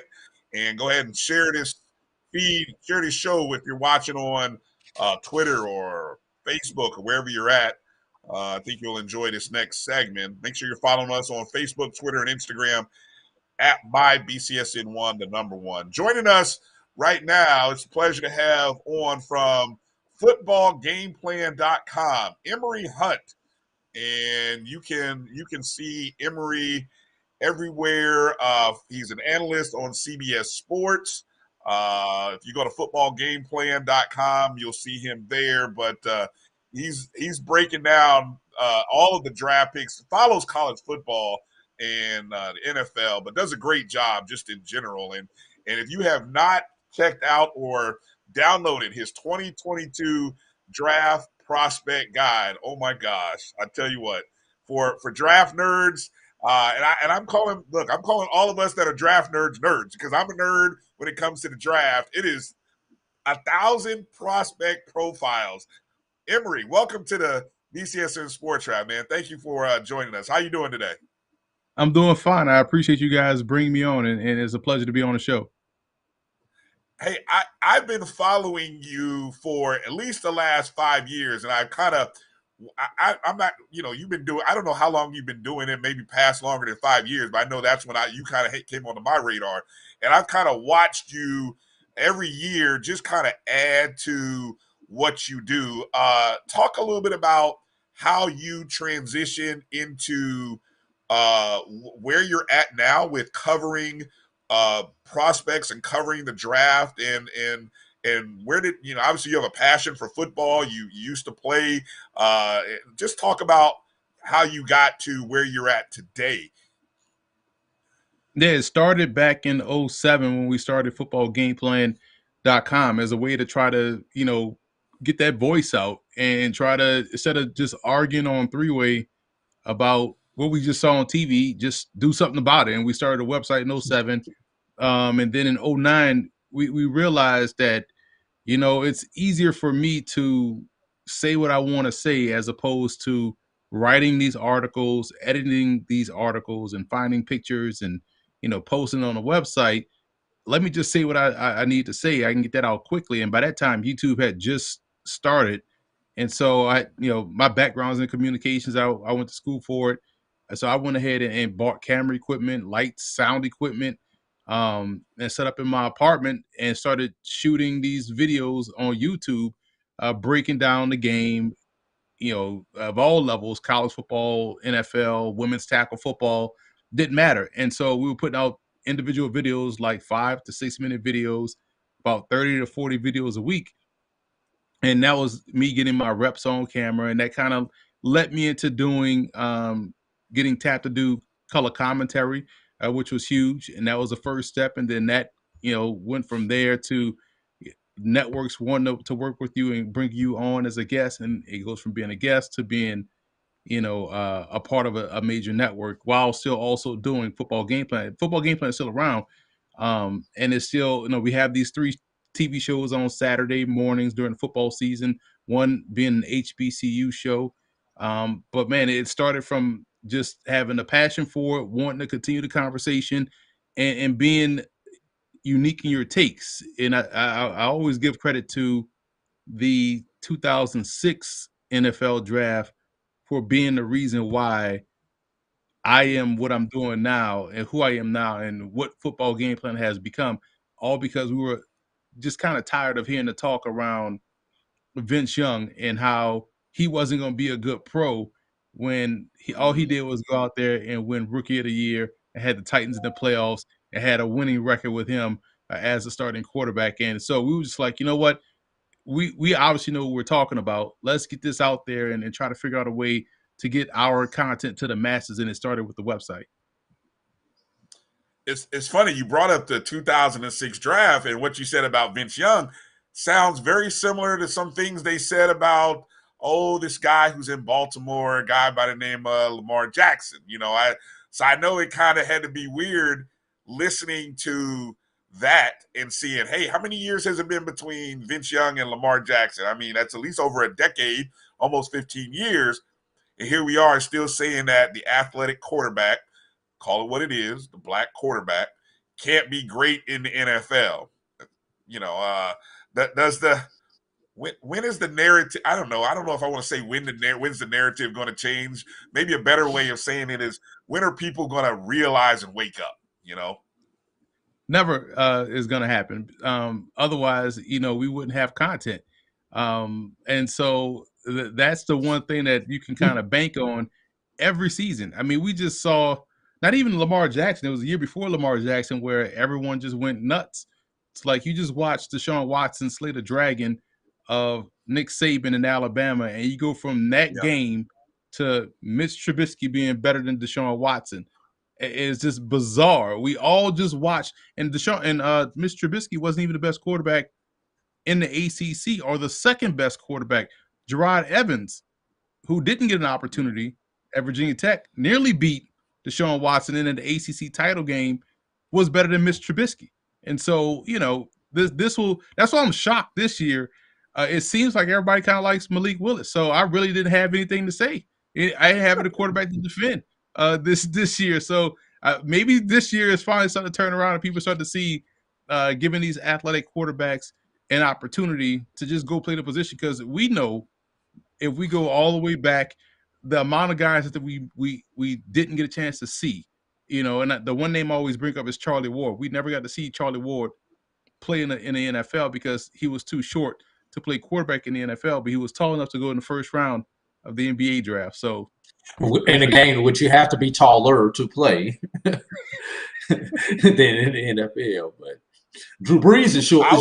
Drew Brees and Doug Flutie shorter than him. So, and there you go. I always feel like Charlie Ward kind of didn't want to have to deal with it. Like, he knew he had options and was like, I'm not going to let you guys try to tell me that I can't be a great NFL quarterback. I'm just going to go be great in the NBA, and I'm going to do it for 14, 15 years. I just feel like that was sort of a dig at the NFL. But I mean, it's good to have choices. I mean, that just tells you how great a player Charlie Ward was, that he had options. You know what I'm saying? While we're talking quarterbacks, obviously, as it relates into small school and HBCUs, and again, want to remind everybody, you can go and download the 2022 draft prospect guide. I want to make sure I'm saying that right, because the NFL guide, 2022 draft guide, I think I'm saying that right. You break down the quarterbacks, and I love the fact that you open the book by giving people a realistic take on what it takes. You break down potential All-Pro in terms of your grades, a potential All-Pro, and then you give a potential Pro Bowlers a score, and then you have solid NFL starters, and then you have spot situation NFL starters. And I love the fact that when I looked at your quarterbacks overall from 1 to 50, I didn't see anybody get a grade higher than 80. In fact, Malik Willis from Liberty got the highest grade. So when you look at the quarterback class overall, your evaluation is what? It's a good class, and for me, I'm always going to say it's a deep class because I go deep with prospects. And some people always want to just focus on the top 5. If you don't have a Deshaun Watson, or let's say the 2018 class with Lamar and Baker Mayfield and all those guys, if you don't have those spotlight players to talk about, people feel like the class isn't deep. But there's talent every year in the NFL draft, and so for me, there's only one quarterback I would feel comfortable with taking in the first round, which would be Malik Willis. Everyone else, I feel like you can win with. You just have to build around what they do well and build a team around what they do well. The reason why I like Malik Willis first is because he has those A+ traits. He's fast. He has the strong arm, so he can really reach the, he can go end zone to end zone, kind of like Dante Culpepper could with his arm strength. He can run as fast as Michael Vick. He's not as twitched up as Michael Vick. He's more of a faster version of Jalen Hurts, if you want to use that comparison. So that's someone I feel like I can take in the first round, I can work with. But even then, we're talking about, somewhere in the mid parts of the first round. So this class to me it's a decent class. It's a good class. It's a better class if you want to upgrade your QB2 on your roster because we know, especially with the last 2 years dealing with COVID, you're going to need a backup quarterback. You're going to need a good one. You're going to need someone to step in and help carry your team for 2 to 3 games. And if someone that you have right now on your roster is not good, and you can look at those rosters and say, "Oh, wow, they need a backup. They need a QB2." You got to really invest in that position, and this is a good draft to get guys that can hold down the fort until your starter gets back. Mm-hmm. As it relates to HBCU quarterbacks, the top name, of course, is Aqeel Glass. And what I like about reading as I go through your evaluations of the various quarterbacks, I see Glass right there with a lot of names that I've heard other people talk about, like Matt Corral out of Ole Miss. And I'm referring to grades. I'm looking at your overall grades. And that's another thing. I love the fact that you break down guys from from about, I think there's about a dozen. I'm just looking at it doing off the top of my head. There's about a dozen categories that you break each quarterback down by and then their scouting grade and then their ranking amongst the class. And so Glass comes in at 12, but he's right there in terms of grade with some of those other names. So I come to you and say, who's the team that could use a guy like Aqeel Glass? Because I think it's all about fit. And I hope that the right team sees a fit for Glass because I think that's where guys have the opportunities to really shine. So what's your thoughts on Glass and where does he fit? I really like Glass, man. He's someone that has gotten better over the course of his career. When I was out there at the NFLPA game, he was able to thicken out his frame. He measured in, I believe, at 6'3" and some change and 236. So he measured in exactly how you want the quarterback to measure. I thought he was going to be a leaner guy, like about 210, because you really can't trust the college websites, height and weight. You're going to get 2 inches tall, about 10 pounds more, right? But he came in at 6'3", 236. He measured in perfectly. And if it wasn't for Cole Kelly, winning the MVP, he would have won it because they had the same game at the NFLPA game. They both played really well all week. And then down at the HBCU Legacy Bowl, he played really well there. So to me, he can do everything that you want. He has a lot of experience. He was coached well in college by Connell Manor, who's a tremendous quarterback in and of his own right.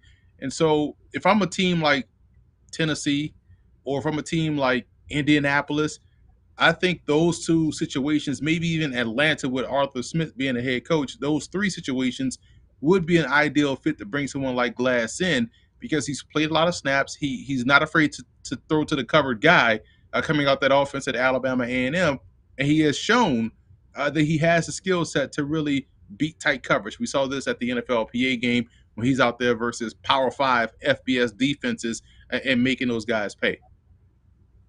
Mm-hmm. Go ahead, Drew. You mentioned a name as a Rattler is hard for me to hear that Cole Kelly guy, but we saw him put up tremendous numbers against FAMU. Just because of somebody, obviously, I know this is an HBCU show, but where does he rate compared to a Glass and maybe some of the other household names that we have heard?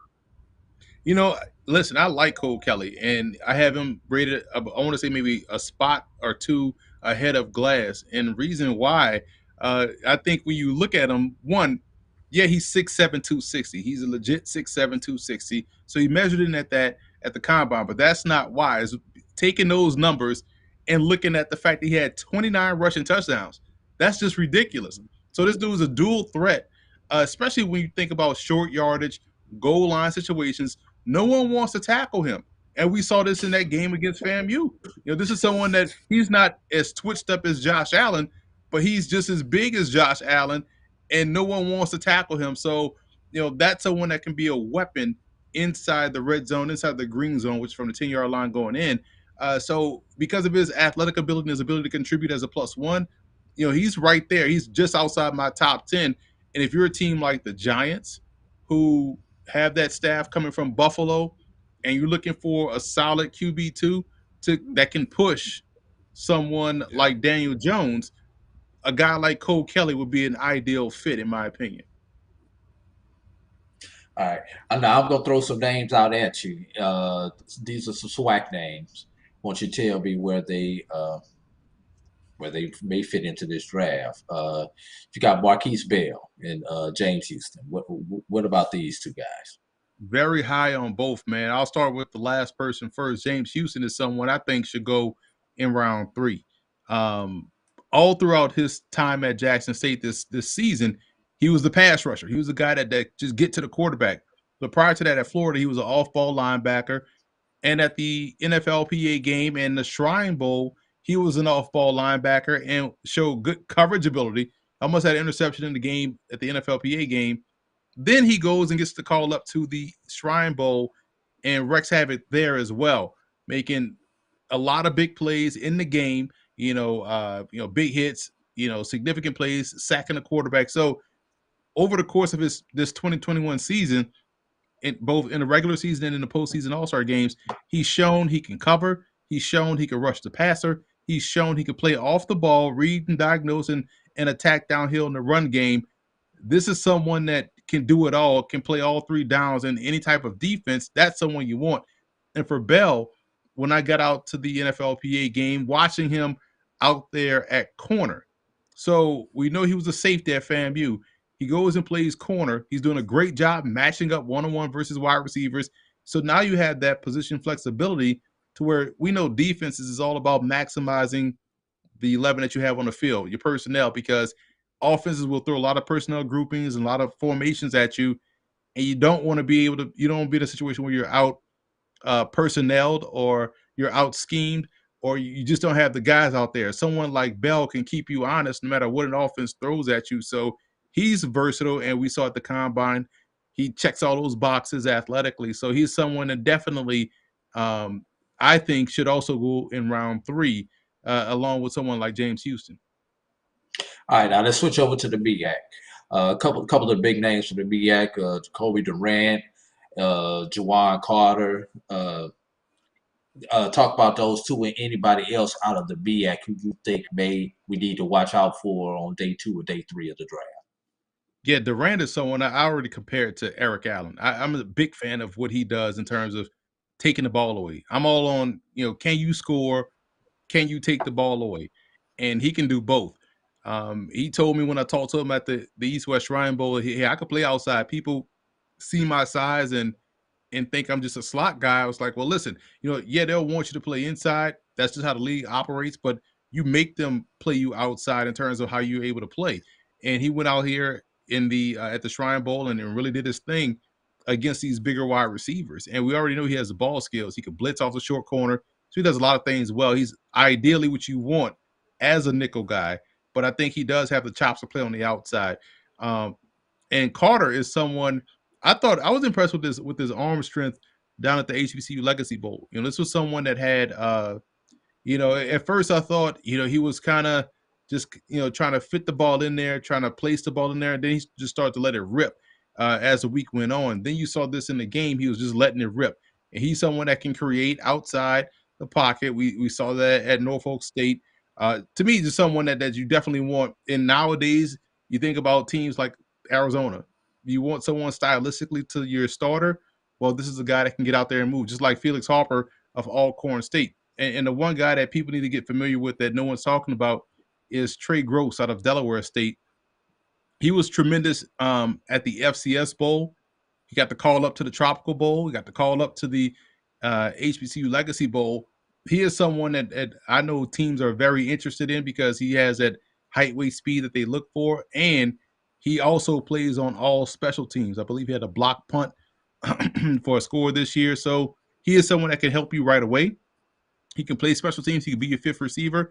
And we know that 5th receiver is someone that has to play special teams. He can do that. And he also has really good game. I've been very impressed with Trey Gross all throughout his time there because I've covered a lot of his games, broadcasting games. When they played Morgan State, we do a lot of those ESPN3 games with Morgan State and them playing Delaware State. So I've seen a lot of Gross and very impressed with his progression in his career. All right.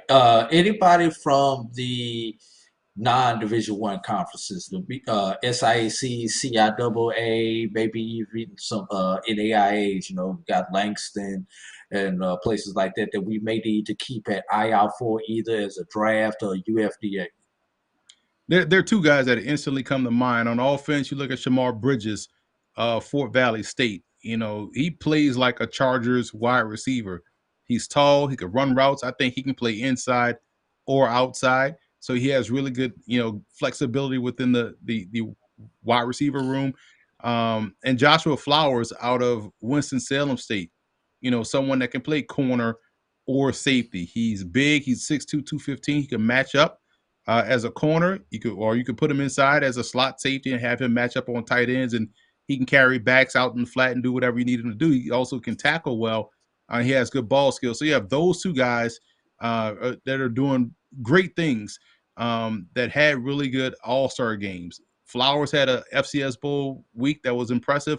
Then he had the week at the HBCU Legacy Bowl along with Shamar Bridges, who was just catching everything thrown his way. So both guys, to me, coming from the non-D1 HBCU programs are people that really made some noise this offseason. Last question before I turn it over to Bryan. What about D1 and that do not participate in the traditional conferences? Hampton, Tennessee State, North Carolina A&T. Anybody out of those three schools that we may need to look at as far as day 2, day 3, or undrafted free agent signings? I would say Tennessee State's Corey Raymond, or Rahman, the safety. He was also out there at the NFLPA game, but his career started at Southeastern University, which is an NAIA program in Florida. He was tremendous there, transferred to Tennessee State, and did great things this year for the Tigers. And he's someone that has legit ball skills. He can get from the deep third down in the alley really quickly. He can get from the deep third to the numbers or to the sideline pretty quickly. And like I said before, he has the ball skills that you want. So he can turn the ball over. I think he ran really well at their pro day, I want to say a couple of days ago. So he's someone for me coming from Tennessee State that could be in that round 7 range. And A&T has, Jermaine Martin, the running back. He had a really good week at the HBCU Legacy Bowl. I thought that was really impressive to go out there and watch him catch the football. That's something that I know he wants to showcase that he can do. And James Fagan out of Hampton, he was an O-line, could play D-line. He got work at D-line out there. So he gives you someone, let's say like Rashad Coward was when he came out of Old Dominion. He was a D-lineman, but the Bears flipped him into an offensive lineman. Now he's playing O-line, I want to say for the Pittsburgh Steelers, but he's playing offensive line in the NFL. Fagan, I feel as though, is going to be on the flip side. Started as an offensive lineman, played some on defense, and he's 6'7", 6'6", 320, 325, upwards to close to 340. And he's going to be playing defensive line at the NFL level. But he gives you that athleticism to be able to play both sides of the ball, which is huge. Go ahead, Bryan. One of the things that I've noticed in one of your recent articles on CBSSports.com, where you spotlight a lot of small school defensive players, it's funny because as I go through all of this, I keep seeing one school with multiple players, and that's Fayetteville State. And now Fayetteville State has unfortunately been the bridesmaid in the CIAA. I mean, if there were no Bowie State, Fayetteville State would probably be, kings of the world. 3-time defending champion. They're right. They'd be 3 if there was no Bowie State, right? But unfortunately, there has been. But you spotlighted a couple of guys, defensive back Elvin De La Rosa, and then of course you spotlight. I'm finding it here.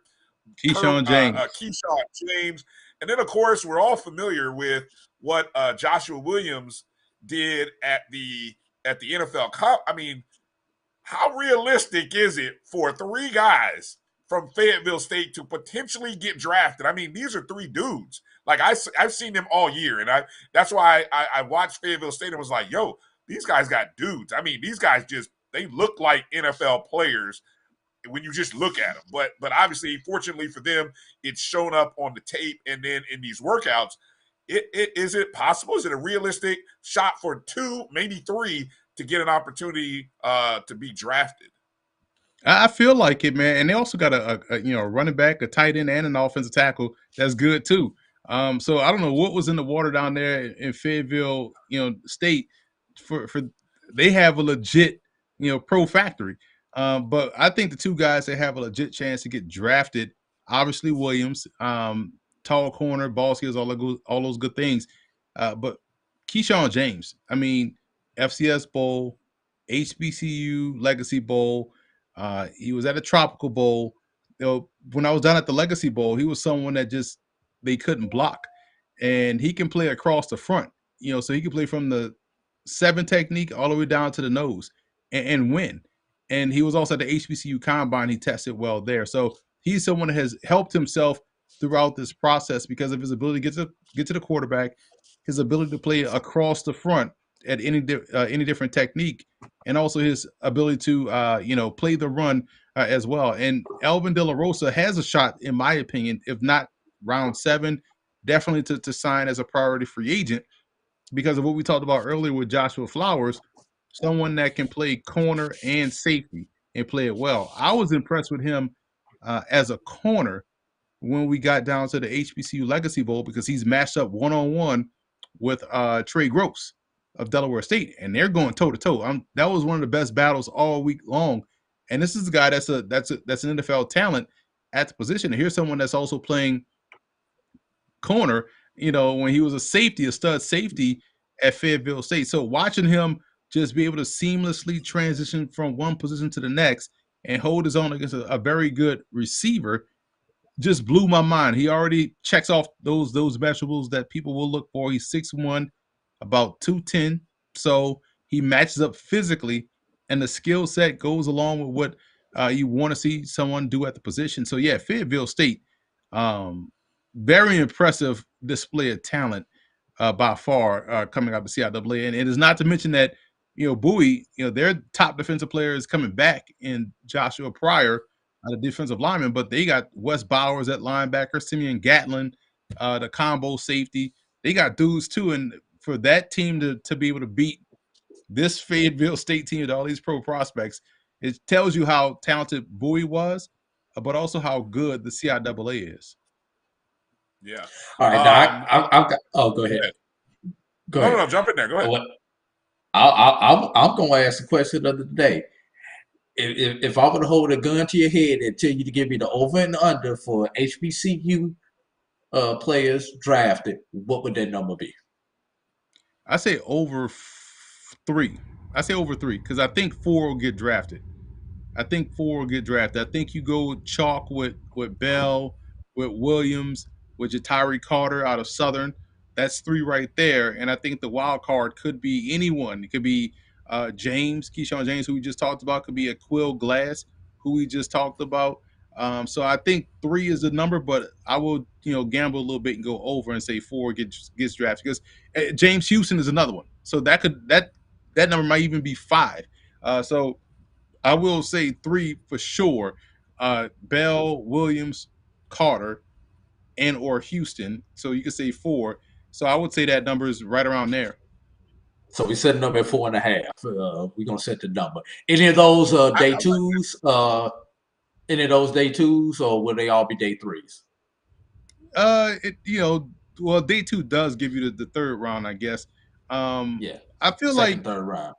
Yeah, I feel like 3rd round you could see someone like Houston, someone like Bell. I think Williams may flirt with high 3rd round, maybe late 2nd round, because he ran so well. So I would say day 2, yeah, because that 3rd round is in there. So I would say day 2. So we're gonna set it at, or we're gonna set it at a half, Ryan, or 1.5 for day 2. I would say 1.5 for day 2. Day 2. And 4.5 overall. And then 4.5 overall. But here's what I'm curious about, Emory. So it's because we see the talent, you scout the talent, you see it as well. As you talk to other scouts and you talk to league execs, what is it that separates the day 2 to day 3, especially for the small school, whether it be HBCU or just FCS players in general? Because we've talked about at least a half dozen players. We've spotlighted probably a dozen, but then the reality of what you just said kicks in, that only maybe 4 or 5 get drafted. Now, granted, that's out of 262 players, so people realize that. There's only 262 spots, and we're talking hundreds of colleges, hundreds of players.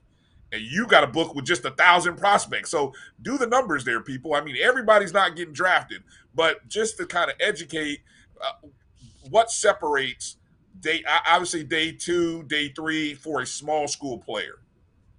How you test athletically. I think, I've grown to accept that over the years, because at first, it's for me, when I first started, it was all about this dude nice, he should be drafted.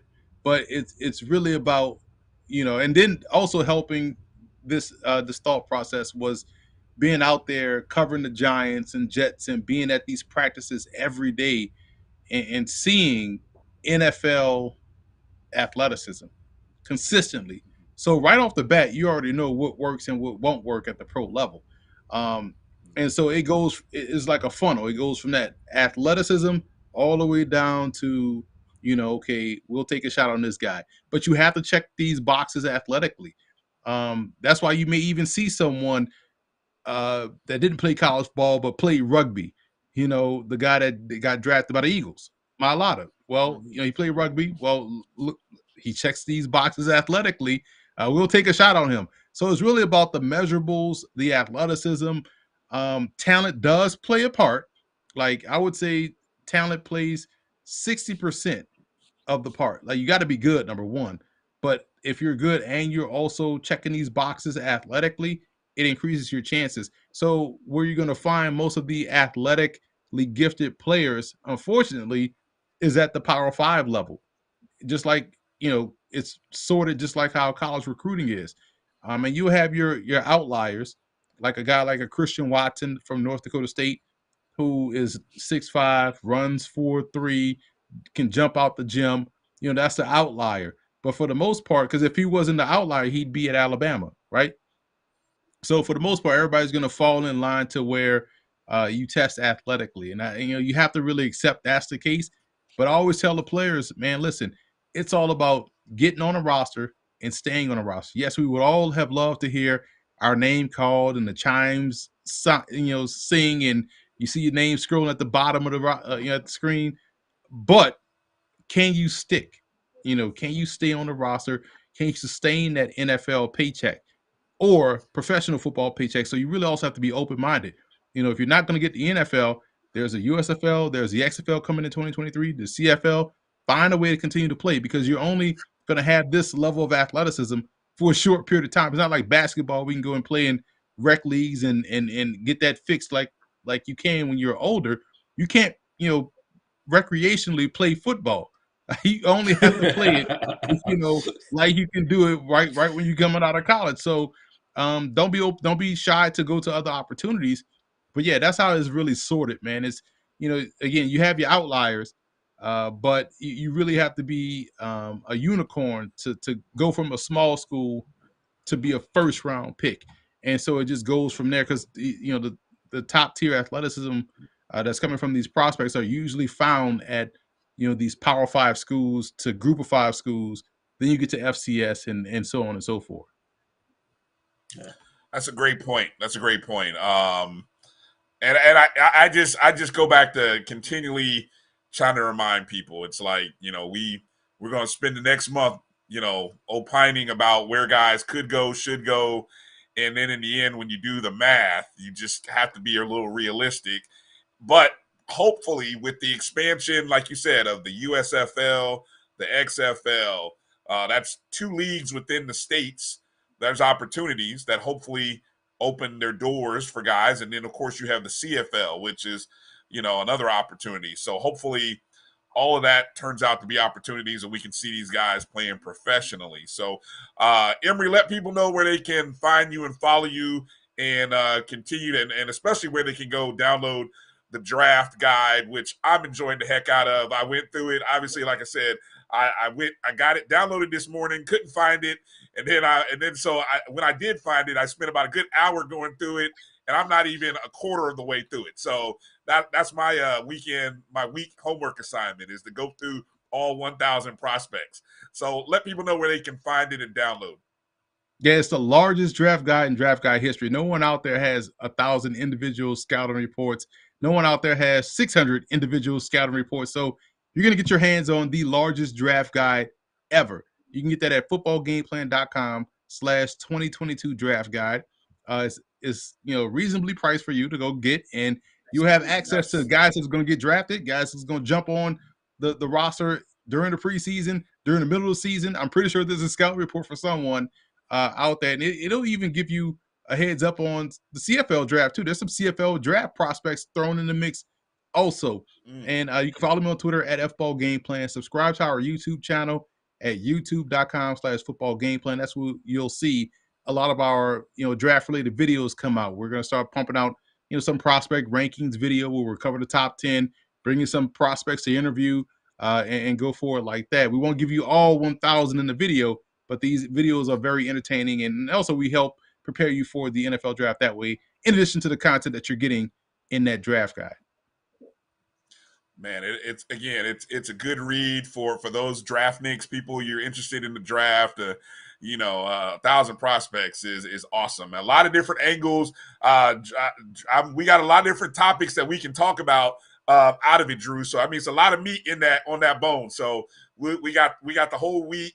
Whole month rather, because I think the NFL draft is like 23rd or something like that. 28th to the 30th. End of the month. So we got the whole month to talk about it. But USFL starts next weekend, though, Brian. USFL. Wait a minute. What starts next weekend? What did I miss? USFL. April 16th. USFL starts. That's right. USFL starts in 2 weeks in Birmingham. There you go.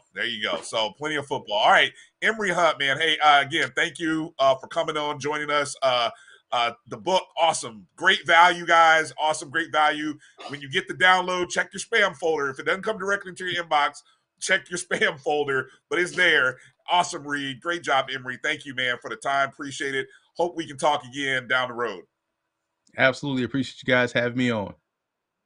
All right, we're going to take a break. Be back right after these words with more. You're watching the BCSN Sports Wrap.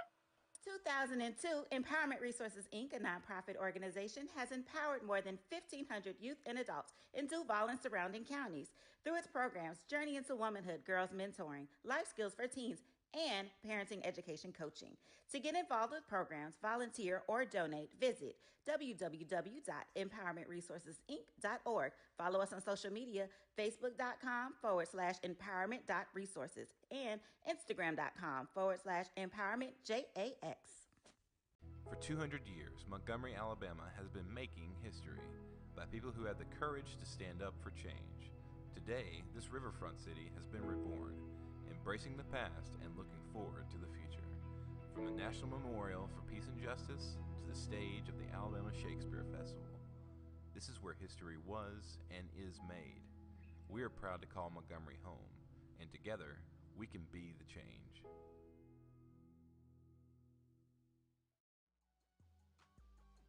This is the Dean of the College of HBCU Sports, Kenyatta Cavill of Dr. Cavill's Inside the HBCU Sports Lab with Mike Washington and Charles Bishop.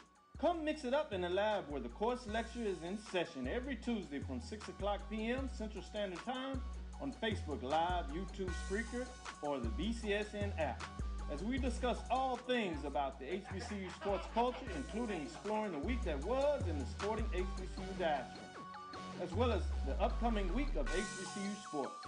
With me, the Dean, the College of HBCU Sports, on Dr. Cavill's Inside the HBCU Sports Lab with Mike Washington and Charles Bishop. Course lecture dismissed. It's never too early to plant the seed, to share the tradition, and instill a sense of pride in your HBCU with your little ones. HBCU Pride and Joy Children's Boutique helps you share your school spirit with a wide selection of adorable kids apparel and accessories officially licensed from your favorite HBCU. Visit hbcupridejoy.com and follow us on all social media at HBCU Pride Joy on Facebook and Twitter.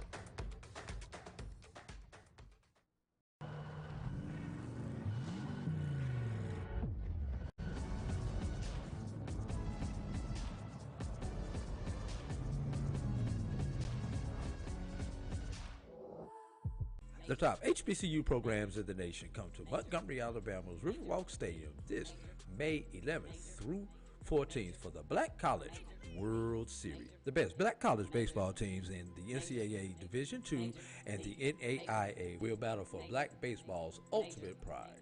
Games will be streamed live at www.mybcsn.net. Tickets are available now online at www.blackcollegechampionships.com. Bounty versus the old family dish towel. Drying with a fresh sheet of Bounty leaves your hands cleaner than a used dish towel that can carry and redistribute food residue. So ditch the dish towel for better hand hygiene. Bounty, the quicker picker-upper. Troy, you work here? I'm never not working. Like Head & Shoulders Scalp Shield technology, up to 100% dandruff protection, even between washes. Never not working.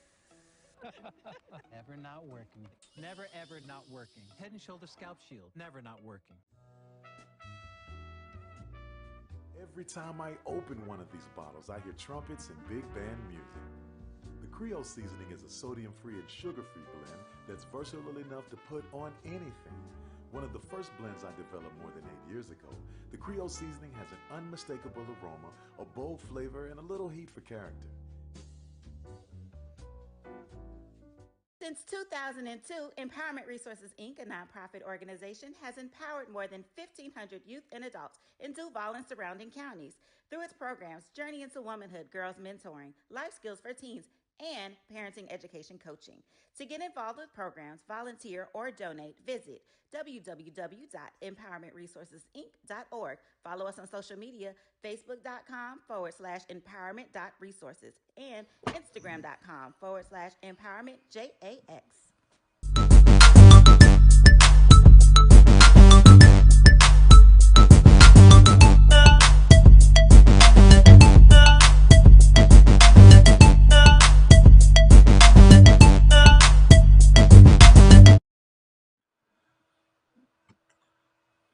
Welcome back to the BCSN Sports Wrap.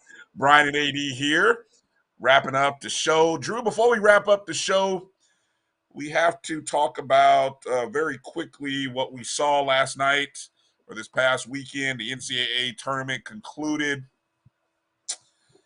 I am twisted in knots over what I slept through because I knew what was going to happen and I couldn't stand to watch it. North Carolina beats Duke in an outstanding game by all accounts from what I was told. But I knew in those first 5 minutes of the second half that I didn't want to watch anymore. So I checked out cowardly. I checked out to save myself from tearing up my TV set. Kansas shot out of their minds against Villanova. Sets up for Carolina versus Kansas in the most epic of ways that Carolina can knock out Duke. They did it. And so what's your take on the Final Four games? Tremendous games. Never seen a team as hot as Kansas was against Villanova, especially in that first half to open up the game. I mean, if you think about it, I believe it was 10-0 to start the game. And that was essentially the difference of the game as Villanova was unable to overcome that portion of the matchup. Also, what can I say? It's as a basketball fan, it's been a pleasure to watch Coach K build nothing into something, into a perennial power. So, Duke was like not a name when I started watching basketball as a youth back in the 80s. Now, you can't even mention college basketball without saying Duke, along with the Carolinas, the Kentuckys, and places like that. So, it's been a pleasure watching Coach K. And, you're kind of torn as you're looking over not only this men's final, but the women's final, which will be coming on in just a few minutes. And I told you about this today. I'm betting on black.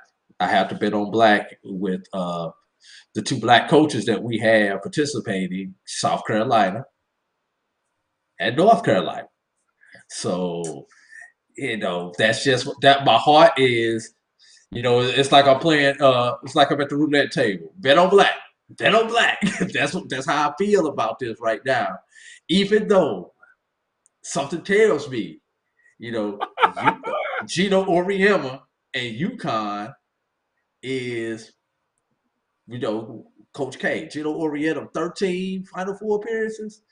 It is hard to imagine. And correct me if I'm wrong, Connecticut has never lost a final that they've appeared in.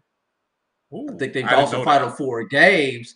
I think I heard that today that UConn has never lost a final game. Don't quote me on that, y'all. Do not quote me on that. But sounds about right. I don't know. It sounds about right, though. Sounds about right. Yeah. And then on the men's side, you've got a first-time head coach in Hubert Davis against Bill Self.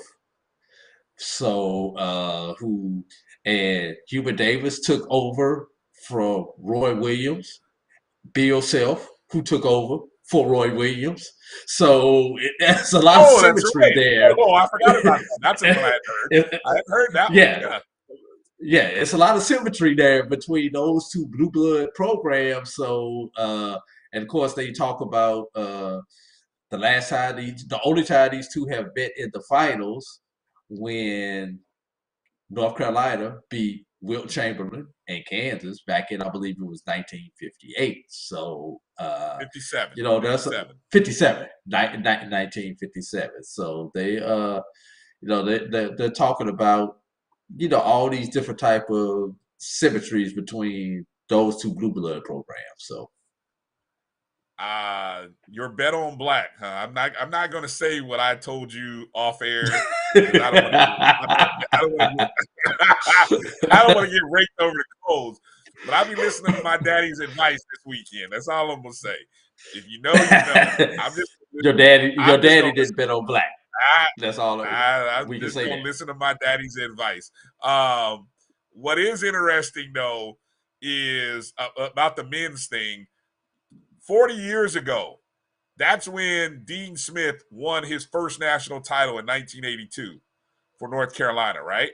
He had never won. All the great years he had winning ACC titles, never won a national title until a guy named Michael, or Mike, as he called him, hit a jump shot in 1982, right? Then they won in 93. They won in 05, 09, and 2017. So that's 5 titles over the last 40 years. Coach K's been coaching for 42 years, right? They've won 5 titles over the past 40 years. So essentially, that Duke Carolina game was to see who can win the 6th title in the modern era, 40 years of our lifetime, right? And how fitting was it that Carolina did them the way, like you said, the symmetry of all of it, the fact that, they're going up against Kansas now, and I don't think Kansas has ever won, and this is their 3rd appearance in New Orleans for a national title. They're 0-2 in the previous 2 times. I think they lost to Syracuse, and I think they lost to Duke or Memphis. No, they lost to Memphis. I think they lost to John Calipari and them. No. That's when Kansas won. Matter of fact, I would say. Kansas is 0-2. Yeah, Kansas is 0-2 in New Orleans in the national title game. And then one more thing for you guys who are hungry out there for stats. Think about this. What Kansas did to Villanova, they did it in the fewest possessions. They did it in 58 possessions at some record rate of, I think somebody said, a 1.139. It was a bunch of numbers, points per possession, right? Villanova, no one has shot the ball that well against Villanova in over 5 years. 5 years. That's included 2 national title teams in 5 years, right? So Kansas shot unbelievably well. You really think they're going to do that a second time against a bigger Carolina team? I don't think so, dude. I don't think so. I told you. I like your idea about betting on black in that game. I just think betting on the bigger team, and Carolina is the bigger. I mean, they're an 8 seed, but really they're probably a 4 seed. But So they're just the bigger team. That's the one bet on black. That's the one bet on black. That's the one bet on black. Yeah. Now the women's game. Look, this is all I'm gonna say. South Carolina beat UConn earlier in the year by like 15 points. You go and count the number of times that a team has beaten Gino Auriemma twice in a year. I bet you may find less than 5. Probably less than 2 or 3, right? I'll put it to you like this. Probably the only person who I could think of who did it was Pat Summitt. Exactly. That's where I was going to go. I bet it was Pat Summitt, who's probably the only one that's ever done it. And she probably did it maybe twice, right? So I just think there's a lot of things running in UConn's favor. Their star player is in her hometown of Minneapolis. Ooh, I'm mad I didn't pick them over Stanford. I should have. I don't know what I was thinking because, but I tell you what, I'm gonna be a dog this weekend. I'm picking dogs this week, today and tomorrow. Roof, picking dogs, picking dogs. All right, let's get to our top 5. This is it. The final rankings are out. Our BCSN national champions in Division I men's basketball. It is none other than the Norfolk State Spartans, finishing a few points ahead of Texas Southern. Alcorn State comes in 3rd, Southern 4, Howard 5.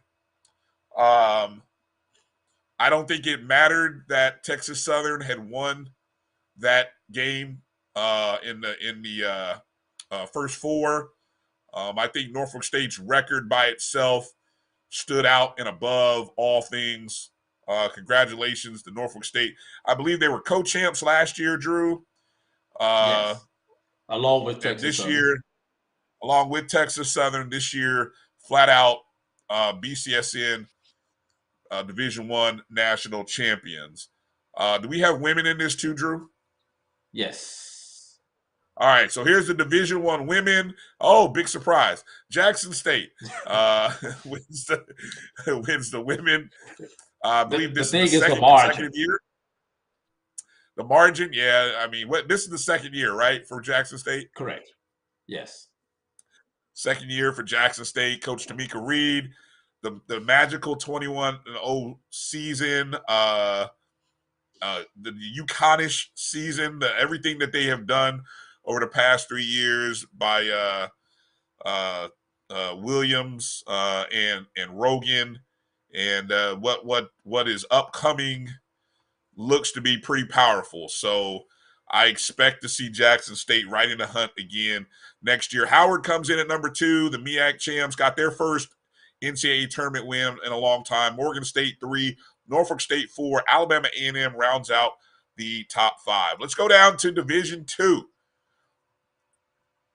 Division II.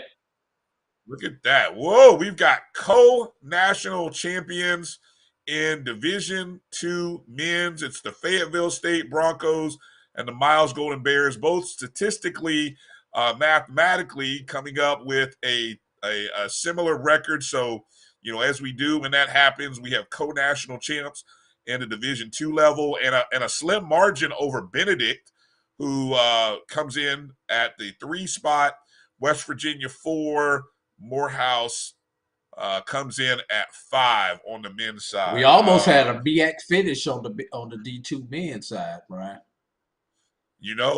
People would have questioned us had we had 3 teams finishing at co-national champs. That would have been real ugly. Especially at least they're not all in. Exactly. That thankfully is what didn't happen, is that they weren't in the same conference. Strength of schedule wise, what can you tell me about Fayetteville State and Miles from a strength of schedule perspective, Drew? Just in case people are curious. Fayetteville State. Go ahead. No, go ahead. You got it pulled up. I was just going to talk while you pulled it up. Fayetteville State had the number 3 strength of schedule coming in at a .40, and I'll take .407. West Virginia State had the number 4 strength of schedule coming in at a .390. And Miles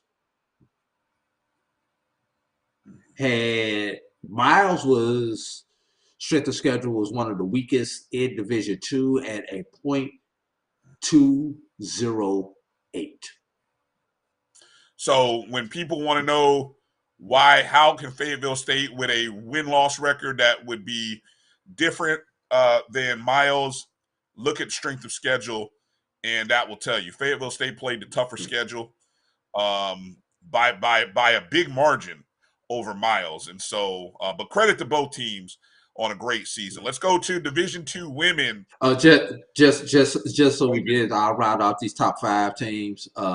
Benedict strength of schedule was slightly better than Miles at a .219, and Morehouse was a .200 even. What it looks like is, Miles, Benedict, and Morehouse were hurt by their SIAC brethren when it comes to strength of schedule. Right. Now, had they not lost to Savannah State, it'd have been interesting to see let me see, because who lost in the championship game to Savannah State? Benedict. It was Miles. Benedict. No, Savannah State defeated Benedict. Miles lost in the semifinals to Savannah State. Okay. Division II women, our national champion, the Savannah State Tigers, Lady Tigers, a great season. It was fabulous until the end. Obviously the shock of losing in that championship game, it affected their seeding. It might have even affected their play in the tournament. But we've watched this team for 27, almost 30 games. That by far was one of the best teams in the country. And credit to Benedict for beating them in the championship game, but still, I thought without a doubt Savannah State was one of the best teams I'd seen all year. So congratulations to Savannah State on winning. Benedict came in 2. Lincoln, PA came in 3rd. Tuskegee comes in 4th, and West Virginia State rounds out the top 5 at number 5. So as you see, Benedict's program, along with West Virginia State's program, in the top 5 in both categories, right? Correct. All right. Quickly go over to the NAIA, the national champs. Of course, the team that finished as the national runner-up in the NAIA is our national champion. Without a doubt, that's the Talladega Tornadoes. Paul Quinn comes in at number 2. They, of course, won the national championship in the USCCA, and I'm going to look forward to seeing what they bring to the table next season. Xavier comes in at 3, Stillman at 4, and Tougaloo at number 5. So congratulations to Talladega as the NAIA BCSN national champs. And the NAIA women's national champs, Russ College Bearcats coming in at number 1. Clearly, again, like I said, another strong performance all year. Well deserving of the number 1 spot. Talladega comes in at 2. Philander Smith at 3. Xavier 4. Florida Memorial at 5. So Talladega and Xavier, men and women's programs in the top 5 of our final rankings. So so congratulations to all those teams. We'll send out the media stuff, all that come out a little later in the week, and the All-American teams, players of the year, coach of the year. We'll have that ready on next week's show. to give to everybody. Just want to make note of some real quick here before we close out. Just got to mention the spring football games that were this past week or this past weekend yesterday, April 2nd. You had Grambling, the only only SWAC school, North Carolina A&T. Then you had Benedict, Fort Valley State, Albany State from the SIAC, and you had St. Aug and Fayetteville State from the CIAA. So that was seven schools. Yeah. Of course, Alabama A&M was the first school. They had theirs all the way back on March 26th. Yeah. So now, Brian, make sure you pay attention. Some of those that we maybe classified as spring games were actually open scrimmages, and they may have a second scrimmage later on a subsequent weekend. As I found out talking to a couple of people, so a couple of schools do have another scrimmage plan. Who on that list? On what list? That list that you gave. I know two schools in particular that you had on that list.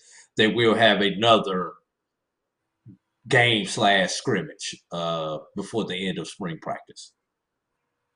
Okay, well, that was the game that was listed as their spring game, but okay, we'll look for that.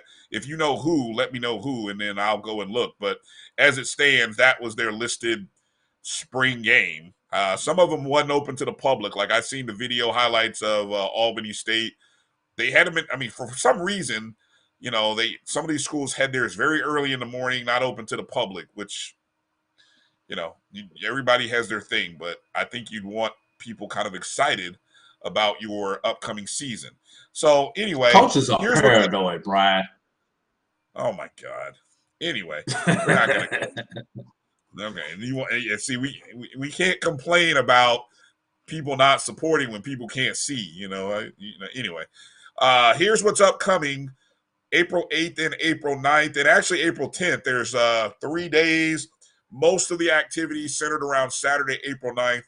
But on April 8th, Texas Southern has their spring game at night. Then a full schedule, a busy group of teams on Saturday, April 9th. You've got Alcorn State. You've got Florida A&M, Mississippi Valley State, Southern, North Carolina Central, Delaware State, Norfolk State, Tennessee State, Edward Waters University, Virginia State, Lincoln, PA, all on Saturday, April 9th. Then on April 10th, you've got Shaw University having theirs on Sunday the 9th. So again, that is 11 schools on Saturday the 9th, including the two before the bookends. So that's 13 programs having their spring game between April 9th and 10th. So some of them having their junior days along with, some of them, most of them open to the public, selling tickets. Some of them are free. So I encourage you to go to those schools' websites, Twitter feeds, check for more information for your school. And then there's 2 more weekends after that of schools. But this weekend and next weekend are the 2 busiest, but some interesting schools upcoming in the following weekend. So again, spring football is happening, people, and football is the business at hand. And so that's a good thing for everyone involved. That's going to do it. Drew, any final words as we close down the show tonight? Yeah, looking at Facebook, Alex Hines asks, where is Virginia Union in our top 5 of the Division II men? Alex, Virginia Union finished number 6, just over 1 point behind Morehouse. The graphic had Morehouse at 243. Virginia Union came in at 242. So Virginia Union was just outside of the top 5 there, Alex. Yeah, and again, these are numbers based on things. Oh, pretty interesting. A lot was made of just watching a little bit here. South Carolina State's women's team is out on the floor for the national anthem for the first time this year. A lot was made of that and them not being out there, but that appears, unless I'm seeing something wrong, is that South Carolina. You said South Carolina State. Yeah, I'm sorry. They aren't playing. Yeah, they aren't playing. So yeah, I think I did see South Carolina out there. Yeah, they were out there. Both teams on the bench.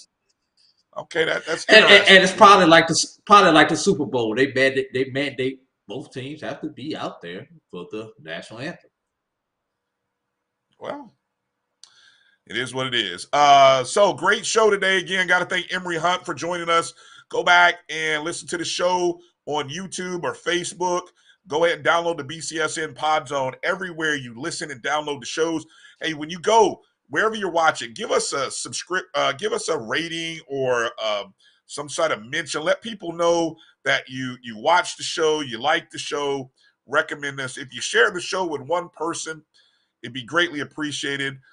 You can go also and you can donate a small cup of coffee there on the BCSN Pod Zone, especially if you're on Spotify. There's a way that you can donate, or you can go to myjbn.com/support, myjbn.com/support. At the bottom of the page, you'll see BCSN donations or something to that effect, and you can donate to the BCSN. Anything will be appreciated. Follow us on Twitter, Instagram, Facebook at MyBCSN1, the number 1. Continue the conversation a little bit later throughout the week. And don't forget, Tuesday, Dr. Cavill's Inside the HBCU Sports Lab, 7 p.m. Eastern, 6 Central. Shout out to our producer, Roy. For AD Drew, I'm Bryan Fulford. Thanks to our special guest, Emory Hunt, for joining us at F-Ball Game Plan. And that's where you can find him, footballgameplan.com. I'm Bryan Fulford. That's it for tonight, folks. Peace out. Go Dogs. Roo, roo. I'll holler. But Emma, please stay on hard.